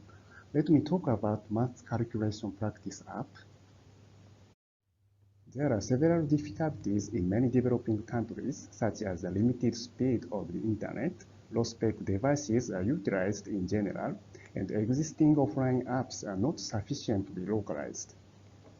In that context, JICA has been trying to develop Math Calculation Practice app through collaborating with private company. JICA has strengths that are our assets of previous projects for learning improvement. One of these is Math Paper Doris, and it will be integrated in the Math app contents. In addition, we are considering including the functions such as gamification for motivating children. From October 2023, we plan to conduct an impact evaluation of the app and measure its effectiveness of it in Ghana. The target schools will be divided into 3 groups: Group A using math apps, Group B using paper math lists, and a control group. In total, about 40 schools. From here, me, Yoshimura, would like to introduce you about the JICA's public materials. JICA's one approach to solving educational problem is improving learning by developing textbooks and teaching learning materials. Through the projects using this approach, we have been making textbooks and learning materials. Those education materials are posted on its website as public assets. At the onset of COVID-19, school had to shift to online education. However, there were not enough materials ready to be used online at home. Thus, JICA prepared educational materials free for download by utilizing assets from the past cooperation so that anybody can study at home. For instance, today in Japan, more than 100,000 children with foreign nationalities attend public schools. In the classroom, many of those children are having difficulties in learning subjects including math in Japanese. So we're thinking that JICA's materials could be useful for those children in learning math in their native languages. The education materials are available in various languages, including Japanese, English, Spanish, French, Portuguese, and Arabic. And we plan to add more languages in the future. In addition, we're introducing these teaching materials with the cooperation of JICA's Japan Overseas Cooperation volunteers who are working in the field. Since we provide teaching materials that can be used in the areas where JICA volunteers work, we hope that even more JICA volunteers will actively use them as supplementary materials in their field. So please allow me to introduce some of our educational materials. Although each country's curriculum and calculation methods differ, we offer an English language version of the Japanese-style standardized learning math drills. The drills are created with an awareness of 10 solid number, composition, and decomposition. One section consists of 1 to 3 learning contents. Each section of the practice book for mathematics contains examples and exercises. In addition, instruction is provided before each example to explain critical points when necessary. The textbooks can be used as additional material for home study in the intended grades or as review materials for high school students and above. In order to make these educational materials more accessible for people, we are also working with the Japanese Ministry of Education, Culture, Sports, Science, and Technology as a MEXT. They allowed us to post the link to JICA's educational materials site in their Castanet website, which is an information search site to support the learning of children connected to foreign countries. We are also working to make the site accessible to a broader audience through the JICA Global Plaza, and we hope to strengthen our efforts to make the site available for more people in Japan and abroad. Through providing these materials and expanding access to our page, JICA will continue to support every child's learning. The teaching materials and instruction manuals produced will be utilized as public materials to help improve the learning of as many children as possible, both in Japan and overseas. Hello everyone, my name is Kenta Nagasawa. I am going to talk about collaboration with private companies. JICA seeks a way to advance the quality of our cooperation and looks for collaboration with Japanese private companies, which have the most recent advanced technologies.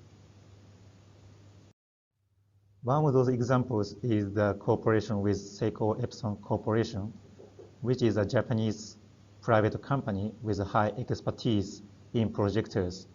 JICA and Epson signed comprehensive cooperation agreement in 2022. By combining JICA's networks in developing nations with Epson's printing and projection technologies, the two organizations will aim to accelerate solutions to issues in developing countries through collaboration and cooperation. Under this agreement, JICA volunteers in Malawi and Laos who engage in mathematics education got to projectors as a pilot activity. In this presentation, I introduced that we have measured the effectiveness of using projectors in cooperation with volunteers in Laos. A comparison was made between classes with and without a projector in a unit on average for 5th graders at Satis Primary School, Faculty of Education, Lao National University. 8 hours were allotted for this unit. A projector was used. Problems for students from textbooks were projected on the whiteboard using a projector provided from the private company. Teachers can start from explaining and writing answers instead of copying all questions on the board. The use of the projector has changed the class and the children's attitude toward learning. For example, there was more time for thinking due to the reduced amount of writing on the board, and we observed that children who are usually not good at taking a notebook can do so because what they should write in their notebooks become clearer to them by using a projector. On the other hand, disadvantages were also identified. It took time to set up the projector, and it was difficult for children in the back of the classroom to see what was projected.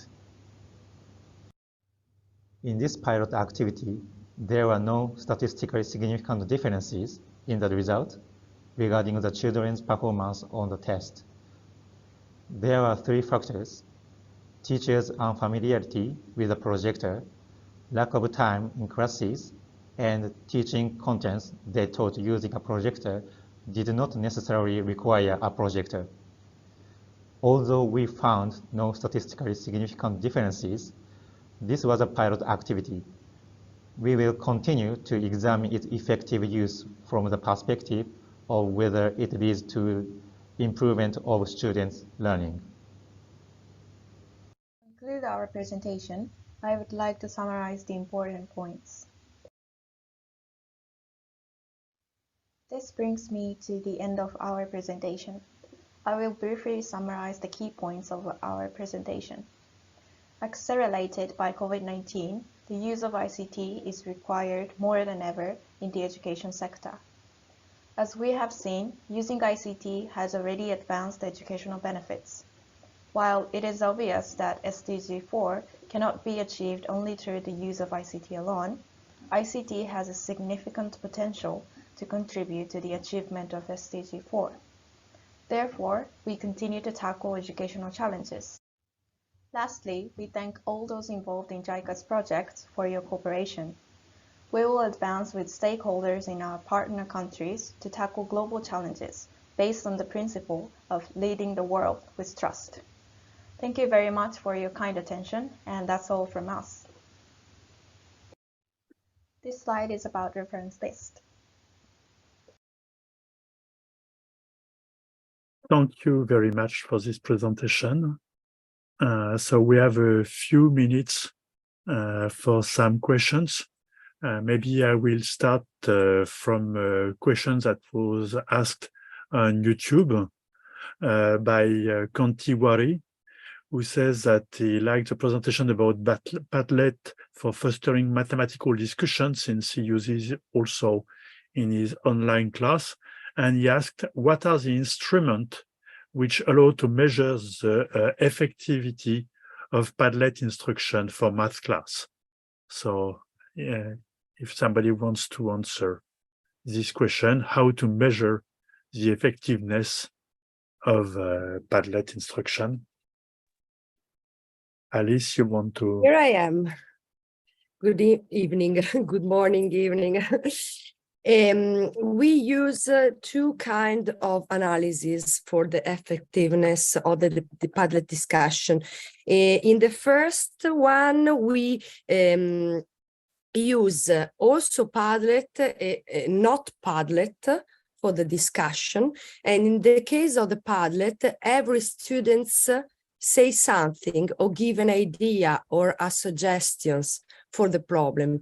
Without Padlet, before the Padlet, some students does not have any idea.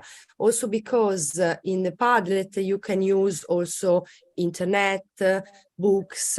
They feel more free to use other kind of resources in giving their solution or ideas.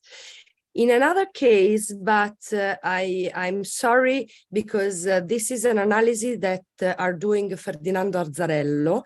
He used his theoretical framework of multimodality to analyze the teacher and the students gestures and science during the mathematical discussion. I see that there were more kind of science and gestures during the discussion that bring mathematical concept.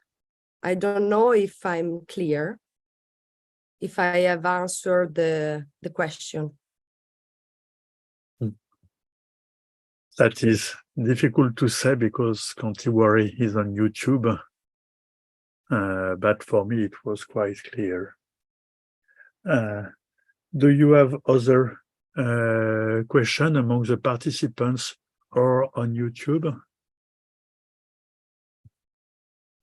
We have still a few minutes.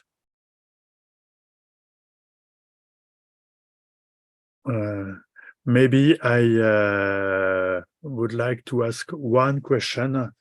Like most of the people here, I had to teach online in during the pandemic, and one of my recurrent question was how many of my students really did attend my classes on online classes, and that was extremely difficult to measure. So do the panelists have any idea of the percentage of students who did drop out during online instruction?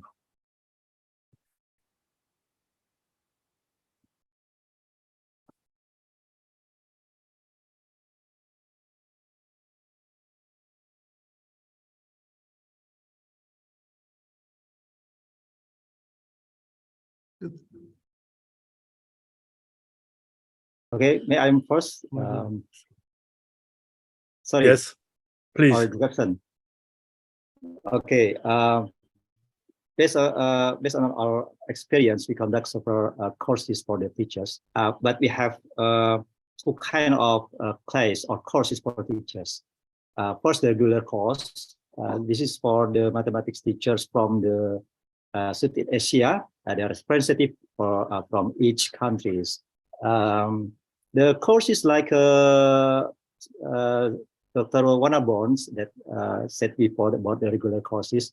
They have 2 regular courses, and we in CKIP have 5 regular courses. For these participants, we do not have a big problem with their attendance because we also conduct with 2 modes, synchronous and also non-synchronized online for them. We use synchronized mode by Zooming, but it's have just a little duration from the courses, and the most duration they attend with a learning platform such as Models or in Google Classroom. So in this asynchronous modes, they can attend by the time that they're suitable. Yeah, they have suitable time to attend by themselves. So the response from the teachers or the facilitators is also synchronous for the model or the Microsoft Classroom platform. So with these 2 modes, we have some beneficial during the pandemic to conduct our classroom online. But unfortunately, for the international webinar or something like that, mostly teachers just registered for the seminar or the webinar, but in that time, just maybe 30 to 40% of the registered participants that can attend in the day. This from our experience. Thank you. Arne, you wanted to say something? Yeah, I could. That was from my Norwegian experience. I don't know how many have like dropped out or anything from during COVID when everything was online. But one problem when we were using the Zoom platform, you know, we experienced students, they log in and they turn the camera off, and you don't really know if they are there because if you have a yes, yeah, and you could find that out when you went to breakout rooms, and then you see they are not accepting because they have just logged in and then they do something else. So so that was a problem. I felt that they kind of just log on and they are there apparently, but then they are not there. They're just somewhere else doing something else. So that was a problem. So I just want to share a small trick I learned on this occasion, which is, of course, more or less half of my students dropped out, but those who remained, I explained to them that I was completely incompetent in online teaching, and because they were gamers, they knew better than me. What? Yeah. So, Raimundo? Yes, I only want to do some comment. When we was in pandemia in Chile, we had a student who was studying for become a teacher, and we have to do some practice in schools. In this case, the school have not all the time synchronic system like Meet, Zoom, and some of our students realize they produce lesson using a synchronic system, using WhatsApp. And we compare a lesson using WhatsApp and as a simulation of synchronic approach, and the other student used Meet, like Zoom. And it was not a big difference in relation to how the lesson developed. Okay, this is an experience, very interesting. A synchronic system can be a possibility when you don't have a synchronic system. Okay. Thank you. And there is a comment by Catherine Ristroyu that one of the problems we have in the Philippines as a result of the pandemic is the learning loss experienced by our pupils. Are there any of you who have the dilemma? So I don't know if we do have time, Masami, to continue, or should we proceed to the next step of the conference? I'm raising the hand about that some commentary and some additional information. Yes. May I talk? Yeah. Please, please. In the case of JICA, I have experience to collaborate with Papua New Guinea, and the course to invite the Papua New Guinea teachers to the Naruto University of Education, which was done by the online. And what is interesting is that there is a Japanese coordinators in Papua New Guinea and helping the group work, and provided from Japan side several workshops and lectures. Such as things are done through the JICA for the interactive, for the keeping the quality. And other things, in the case of the Sikkim, it's presented by Dr. Smardiono. I just want to add things. New online course by the developing the learning management system. On the process of video, there is some point of the questions appeared. And then without answering the question, they cannot go next step. So such a system also developed by the Sikkim. Yeah. Just additional information. Thank you very much. Okay. So maybe this is now time to go to the next step of the conference, which is the discussion called the next steps. So. Thank you so much, Pierre, and all the panelists in discussion, panel 3, the sub-team 3. We are indeed very grateful, and thank you so much for that. We had such a wonderful discussion on the problems of the pandemic. So let us now proceed to the final 2 items for tonight. Let me share.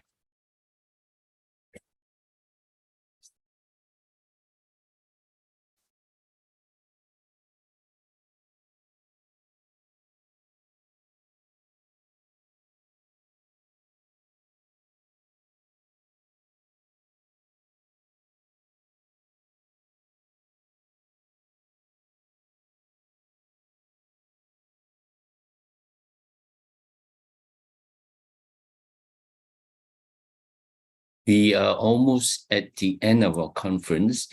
So those of us who are still here, please don't go away. We actually very much hope that you will stay around and give your input to the conference. We thank you so much for the last 2 days. It has been a wonderful 2 days. So for this discussion on the next steps is the next steps for ICDME. So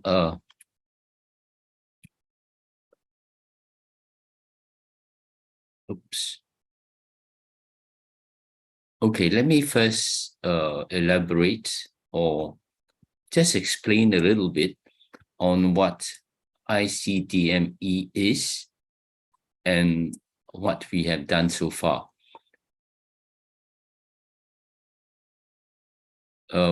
First of all, ICDME, I hope you are not seeing some shadows on the screen. No. Are you seeing any shadows on the screen? No, no. Oh, that's good. So let us go ahead. The background of the International Cooperation Development on Mathematics Education, that's the name with the acronym ICDME. ICDME was formed as a follow-up to Topic Study Group 61 in ICME 14, which we were supposed to meet in Shanghai in the year 2020. Then, of course, because of the pandemic, I think almost 90% of the people outside of China, we didn't go to the conference in person. So the conference was held in hybrid mode, but most of us who were outside of Shanghai did not go for the conference, and everything was held online. At the ICDME 14, we had the special topic study group 61, which was called International Cooperation in Mathematics Education. This was the first time that international cooperation in mathematics education had become a study group in the ICDME. The only other time was about, it appeared was as a discussion group. I think that was in Denmark, I think. Following up to our topic study group 61, there were suggestions at the end of the sessions of the TSG 61 that we continue to meet as a group, because the people who came and participated, they were also excited about this topic study group. So following it, the 4 of us who were in charge of topic study group 61, that is Masami Soda, myself, then we had Arne Jacobsen, and then Bernadette Denise. We met and we decided to form a group called ICDME. And Professor Masami Soda was so kind to volunteer to host the first ICDME conference that was in February of last year, 2022. And then followed up by this year's conference, which we are at now. And one of the things that we came out arising from last year's conference was that we are now working on publishing a monograph on the issues and challenges in international cooperation in mathematics education. And we do hope that we will be able to publish the book by the end of the year. That's our target. Now, one of the aims of ICDME is to discuss issues concerning international cooperation in mathematics education. So we as a group would like to keep all of you who have participated in this conference in the ICDME network, and hope that we will continue to grow the network. You can contact us at this email, icdmeconference@gmail.com. And also,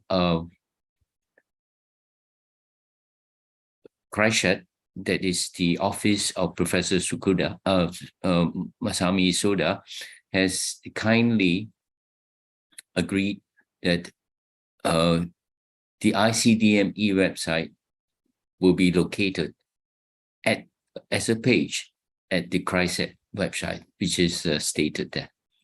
So as our next steps, I would like to invite suggestions from the floor. Perhaps you can help us, give us some suggestions of what you think we can do. So I will open the time to the floor.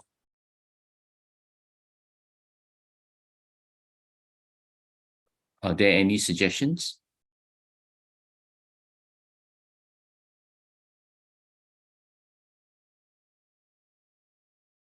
How do you think we can keep this group alive and continue to discuss matters concerning international cooperation in mathematics education?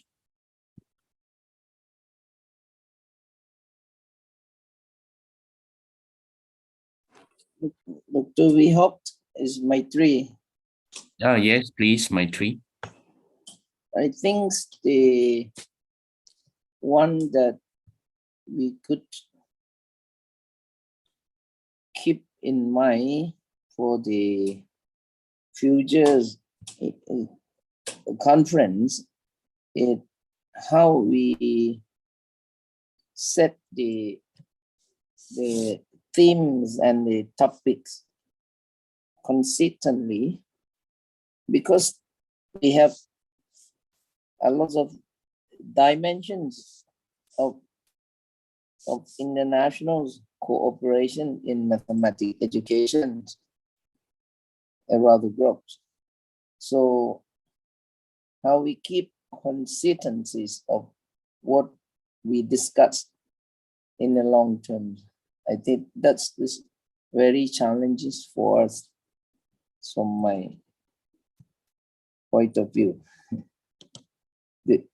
Do you Can you explain a little bit? Yeah, usually when we categorize the topics that we call for the paper is very challenging, right? How we categorize it, so that our participants can continue the research and also the activity. This was my concern. Yes, Raimondo. Thank you. One thing is related to our group. Some other groups. What I want to say. For instance, today we heard something about Italy, about PMA. So there are other groups, international groups. So it is good to think how to cooperate between us. Yes.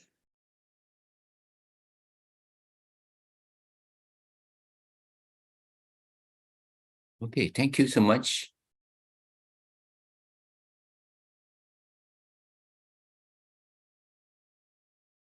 Raimondo.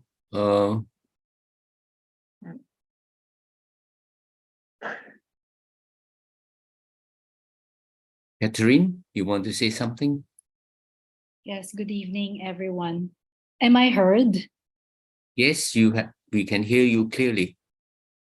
Well, first of all, I'd like to thank you for organizing this in this format, purely virtual, and there is no registration fee.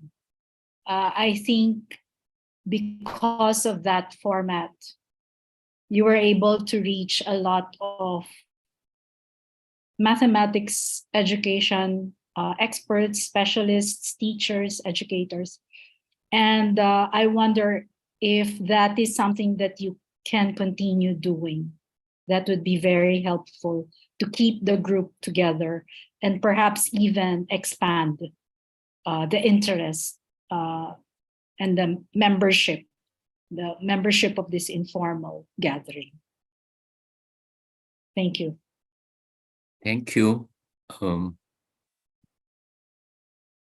Pierre, you want to say something?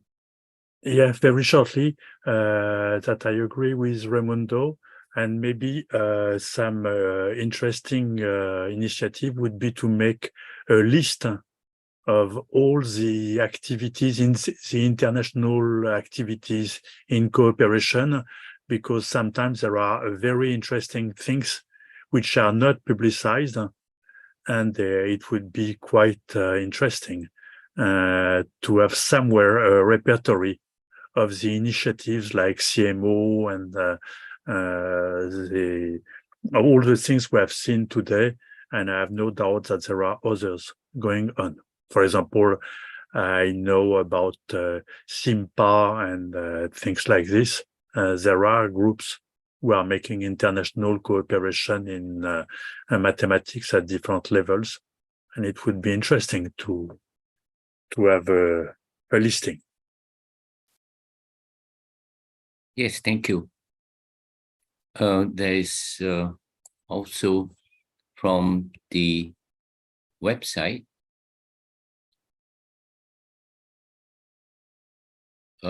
one of them, it's in the chat.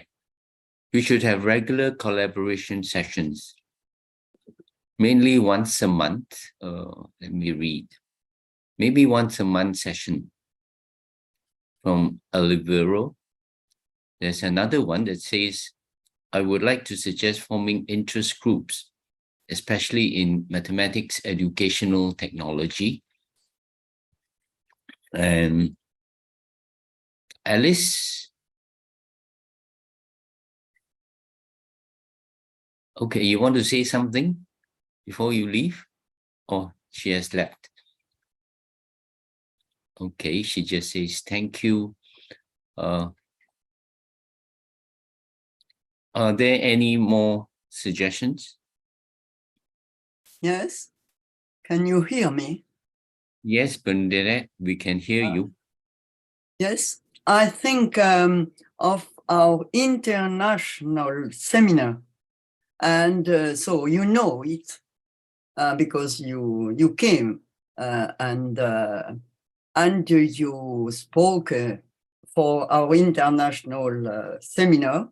And from time to time, we can have a special seminar about one subject, one of our subjects, or a cooperation between ICDME and our seminar, for example. So that's an idea, only an idea at this step, because we can meet, or not only meet, we can meet some different people perhaps in our countries. So that's just an idea. Oh, just to elaborate a little bit about what Bernadette is saying, is that Bernadette, in France, they have a network of people involved in international cooperation, but among the French-speaking people. So they have. Oh yes, that's a problem. We don't speak much in English. Yeah, I attended one of the sessions, and we had some discussions, and Bernadette is suggesting that maybe we can have a joint session, maybe in the near future. Thank you, Bernadette, for your suggestion. But yes, I have to discuss with my colleagues. Thank you. Let me check the chat. Anything else? Yeah, some have left. Are there any more suggestions? It's okay to just voice out, because this is recorded. So we will go back and replay the recording, and then we can get all your ideas here. Some of us have joined us since TSG 61. So we thank you very much, like Elsa, Raimondo, have all joined us since Maitri have joined us since TSG 61. We thank you very much. We hope to keep this group growing. Okay, so we must think of new ideas to attract people. Thank you. Are there any suggestions? If not, I think we will go to the... We hope. I made two suggestions. I made one suggestion inspired by Vivian, and also a suggestion about the question raised by Pierre Arnoux.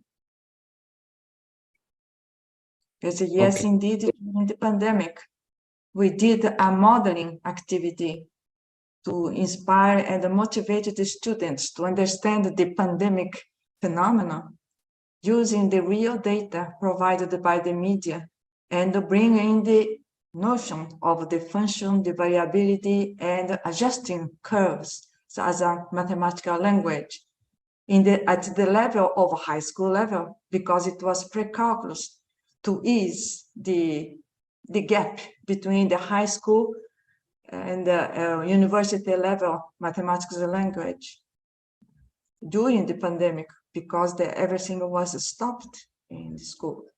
And also the idea to study how the higher level mathematics is connected from the very beginning, that the lower level of mathematics, the elementary mathematics, is very, very important issue. So to connect the mathematical ideas and the concepts in the sense of Abraham Arcavi, Frederick Leon, and everybody in this wonderful conference has already mentioned, discussed. I think that is a very good subject for the next meeting. Yeah, we will take all these suggestions up at our next meeting. For your information, our group consists of, now from 4 people, we expanded it to 6 people. So originally we have 4, and then we roped in Yuriko and Mercy Kazima. So we have now 6 people in our small little committee, which we meet on the average about once a month to discuss and plan for this conference. I think the Zoom conference, the online conference has got some advantages because it enables people to attend for free. Like next year's ICME in ICME 15 in Sydney, it's going to be a very expensive conference for many of us, especially for those of us who don't earn in euro or US dollars. I think it's going to be a very expensive affair to go to Sydney. I don't know what the organizers are planning, but what I do know is we are also going to have a TSG in ICME 15. It's called ICME TSG 5.11. Right? And Arne is one of the leaders of the group. So we have some connections between ICDME and next year's TSG 5.11. So we should it's an opportunity to keep our group growing. Are there any more suggestions? So, excuse me, can you repeat only your last sentences about what we could imagine? Your last sentences about your project. Oh, what did I say? Just the last minutes. You're giving me a difficult question to answer.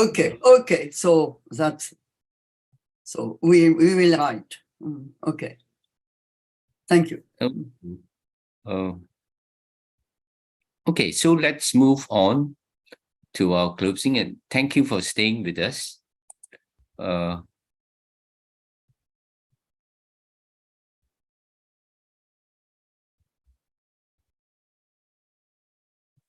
Okay, this will be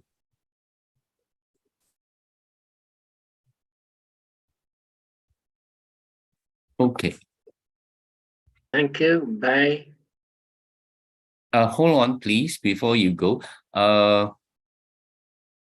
think Masami Isoda would like to say something before I do this closing.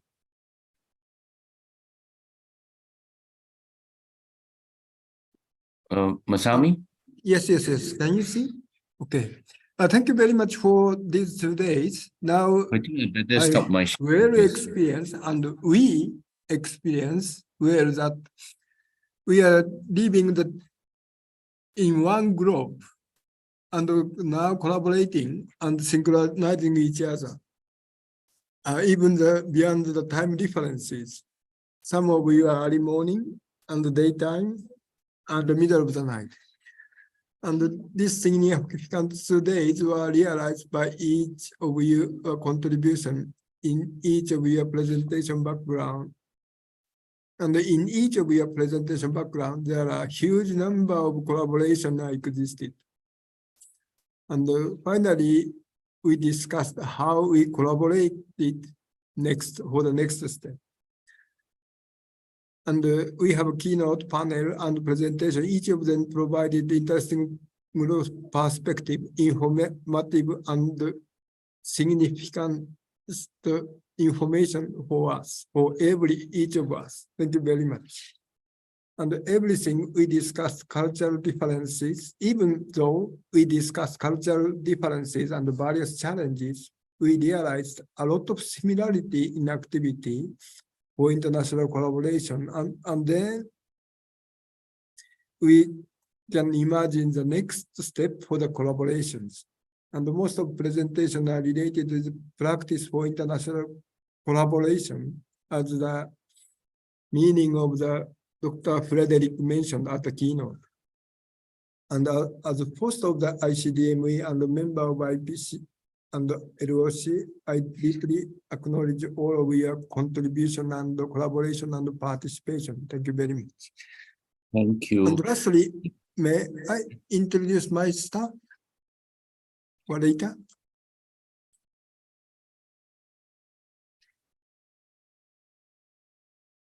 So just I would like to introduce my student. Okay.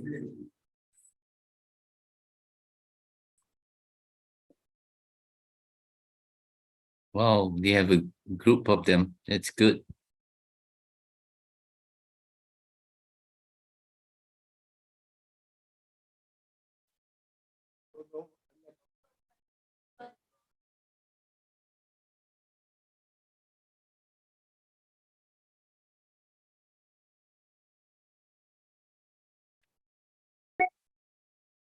Thank you very much giving us the opportunity. It is also a good chance for them to learn from all of Yes. you. Thank you very much. Since we have only a small group left here, I think we have time for each of us to say something. First, from the program committee, the International Program Committee. We'll go through one by one. We have heard Masami say something. Next, we invite Arne. You would like to say something? Well, I will just thank you for everyone to attend, and I will just add, I think it's a good way for us also to learn, not only learning from other, but we can maybe we will collaborate. Maybe some of us you are meeting new collaborators here, so I think that's also a very way of making good connection and ideas. Yes. So thank you very much. Thank you, Bernadette. Oh, thank you to everyone. So, and I hope we can meet our international colleagues, our colleagues in our countries about that. You understand a little? A little, mercy. Yeah. And also I have to say merci to Yuriko Yamato Baldin. So thank you, Yuriko, for your collaboration. Yuriko, you would like to say something? Yes, it was a wonderful, amazing conference. And I'm so happy to see all my friends, so my dear friends and new friends. And I think that I learned a lot and I shared the ideas. So I got much energy to go ahead for the next steps. So thank you very much for all of you from the bottom of my heart. Thank you very much. Mercy. Thank you for your kind words. Thank you very much. I also enjoyed everything. I had problems sometimes with my connection, but I managed to listen to almost everything and I enjoyed everything. Thank you so much. Okay. Raimondo, you want to say something? No, give my gratitude to all the people because this is a beautiful opportunity to share. Thank you. Soledad? Oh, okay. Okay. I am also inspired by the ideas that emerged this Congress. Thank you for all. Thank you. Maitri? Okay, thanks. And I'm very happy that I can meet my old friend here to the new platform for our new way of networking. Thank you very much. Catherine? It's wonderful to see all of my old friends in this meeting. And I thank you for opening the invitation to all the people interested in international cooperation. And I look forward to joining you in your future activities. Thank you. Dr. Sumardiono? Yeah, thank you very much. Even for the this conference, I have trips in 15, but I skips my trips. So I think that's the conference is very useful for me. And actually, it's very much insightful idea that I have had from these 2 days conference. So thank you very much for the committee. And I'm looking forward for meeting you in the next cooperation. Thank you very much. So let's meet now some of our newer friends. We start with Nguyen Chitan. Nguyen Chitan. Or we can wait for him. Jaya, you want to say something? And Barabon?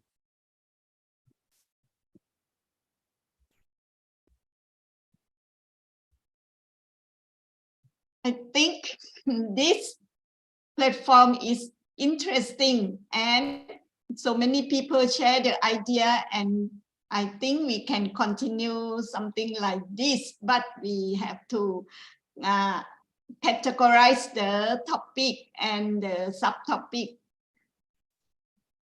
Okay, thank you. Who else? Is Jaya around? Jaya Lechimi? Nguyen Chitan? If not, we go to Seng Vies now.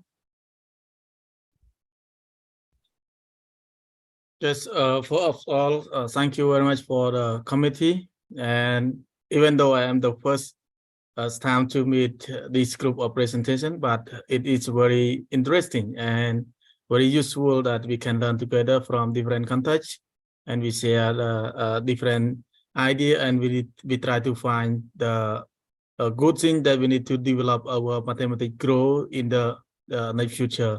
I hope I will be able to join for the next meeting. Thank you. Angel? Thank you, Professor. I would just like to say thank you to everyone in this group. This is my first participation in an international conference, so I'm happy to be here with all of you, and knowing that this is promoting international collaboration. I'm really glad that I get to know all the organizations, international organizations that we can work with here in the Philippines, so that we can reach our shared goal, which is to develop and really, what's the term for that? We want to, we just wish for betterment of mathematics learning. So I'm glad, and I'm hoping to work again with all of you here. Thank you so much. Thank you. Jaya, you want to say something? Hello, good evening, Dr. Cha. Can you hear me? Yes, we can. Okay, thank you so much. Thank you for the opportunity. I think it's a good conference, well organized, and thank you for everything. See you all again in another forum. Thank you. Dennis? Hello, everyone. I am honored and grateful to have the opportunity to speak here today. The conference has been an amazing experience, and I have learned so much from all the amazing speakers and attendees. I would like to extend a sincere thank you to the organizers of this event for putting together such an outstanding program. And thank you all for making this conference such a memorable and valuable experience, especially for us. I look forward to continuing our conversations and collaborations in the future. Thank you. Okay. So now we go to our final item on the program. That's the closing. And as usual, at the closing, we just want to show our appreciation for everyone who has made this conference a success. First of all, to Professor Frederick Leung, for his inspiring keynote address, Professor Yoshinori Shimizu for his address on behalf of the Japanese Mathematical Association and Society. To all the panelists, special thanks to everyone, Professor Abraham McCarvey, Professor Angel Rui, Professor Masami Soda, Professor Onam Kwon, Professor Yuriko Baldin, Professor Takuya Baba, Professor Vivian Duran-Gure, Professor Mercy Kazima, Professor Arne Jacobsen, Professor Sumartiono, and of course the last but not least, the JICA officers who gave such a wonderful presentation, Nakajima Keiji, Setoguchi Kazuko, Nagasawa Kenta, and Yoshimura Miya. To all the presenters and co-presenters, a big thank you for taking your time and spending so much time to prepare your slides and sharing with us your wonderful projects. The session chairs and the moderators, special thanks to Pierre Anu for chairing the last session, and of course to the local organizing committee and the staff of CRICED-UT, headed by, of course, Liu-san, all the participants of the conference, and of course, finally, my sincere appreciation and gratitude to all the members of the IPC, Masami, Arne, Bernadette, Yuriko, and Mercy. Our sincere thanks and also our humble apologies for any shortcoming and oversight on our part. I think so many things that could have gone wrong have gone wrong, but it's not, we did not intend it to go that way. Anyway, our sincere apologies on our part in running this conference for everything. So we have come to the end of the conference. So see you again. And don't forget, keep in touch. Okay. If there's anything, just write to us by email. We'll keep in touch. May I ask to take one photo? Oh, yes. Please open all of you the camera, your own camera. Okay. And take photo. Yes, please. Yeah.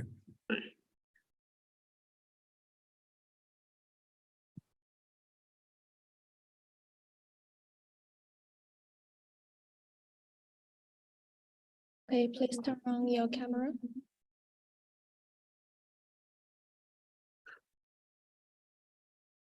Okay. 1, 2, 3, smile. 1, 2, 3, smile. Thank you for your cooperation. Don't forget to send us the photos, and I can Yes, send it to them by email. Yes, and may I announce something? Oh, yes, please.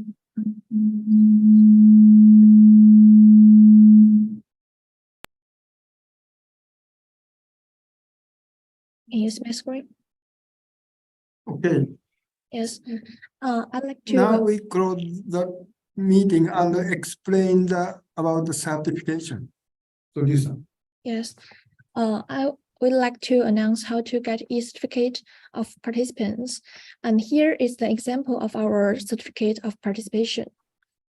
So then I will explain how to get this. As you can see in this slide, there's the QR code for the certificate validation form. If you participants need to fill up the certification validation form correctly, and then you need to ensure the spelling of your full name and the organization and your email address. And also, the request for certificate correction will not be accommodated. The e-certificate will be sent by email within about 1 month. remind that the deadline of this certificate is 18th April 2023 at 6 p.m. Japan time. So if you have any questions about this certificate, please contact this email address. Okay. We will stop at this screen for 1 minute for you to screen the QR code.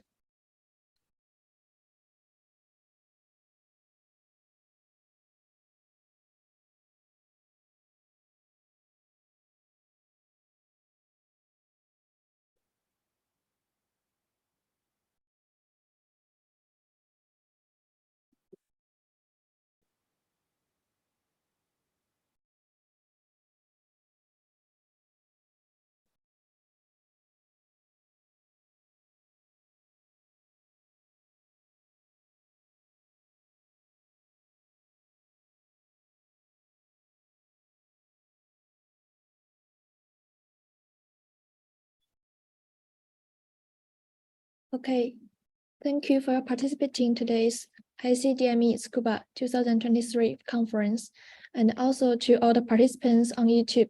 Thank you for watching. Can you close? Can you close the YouTube connection?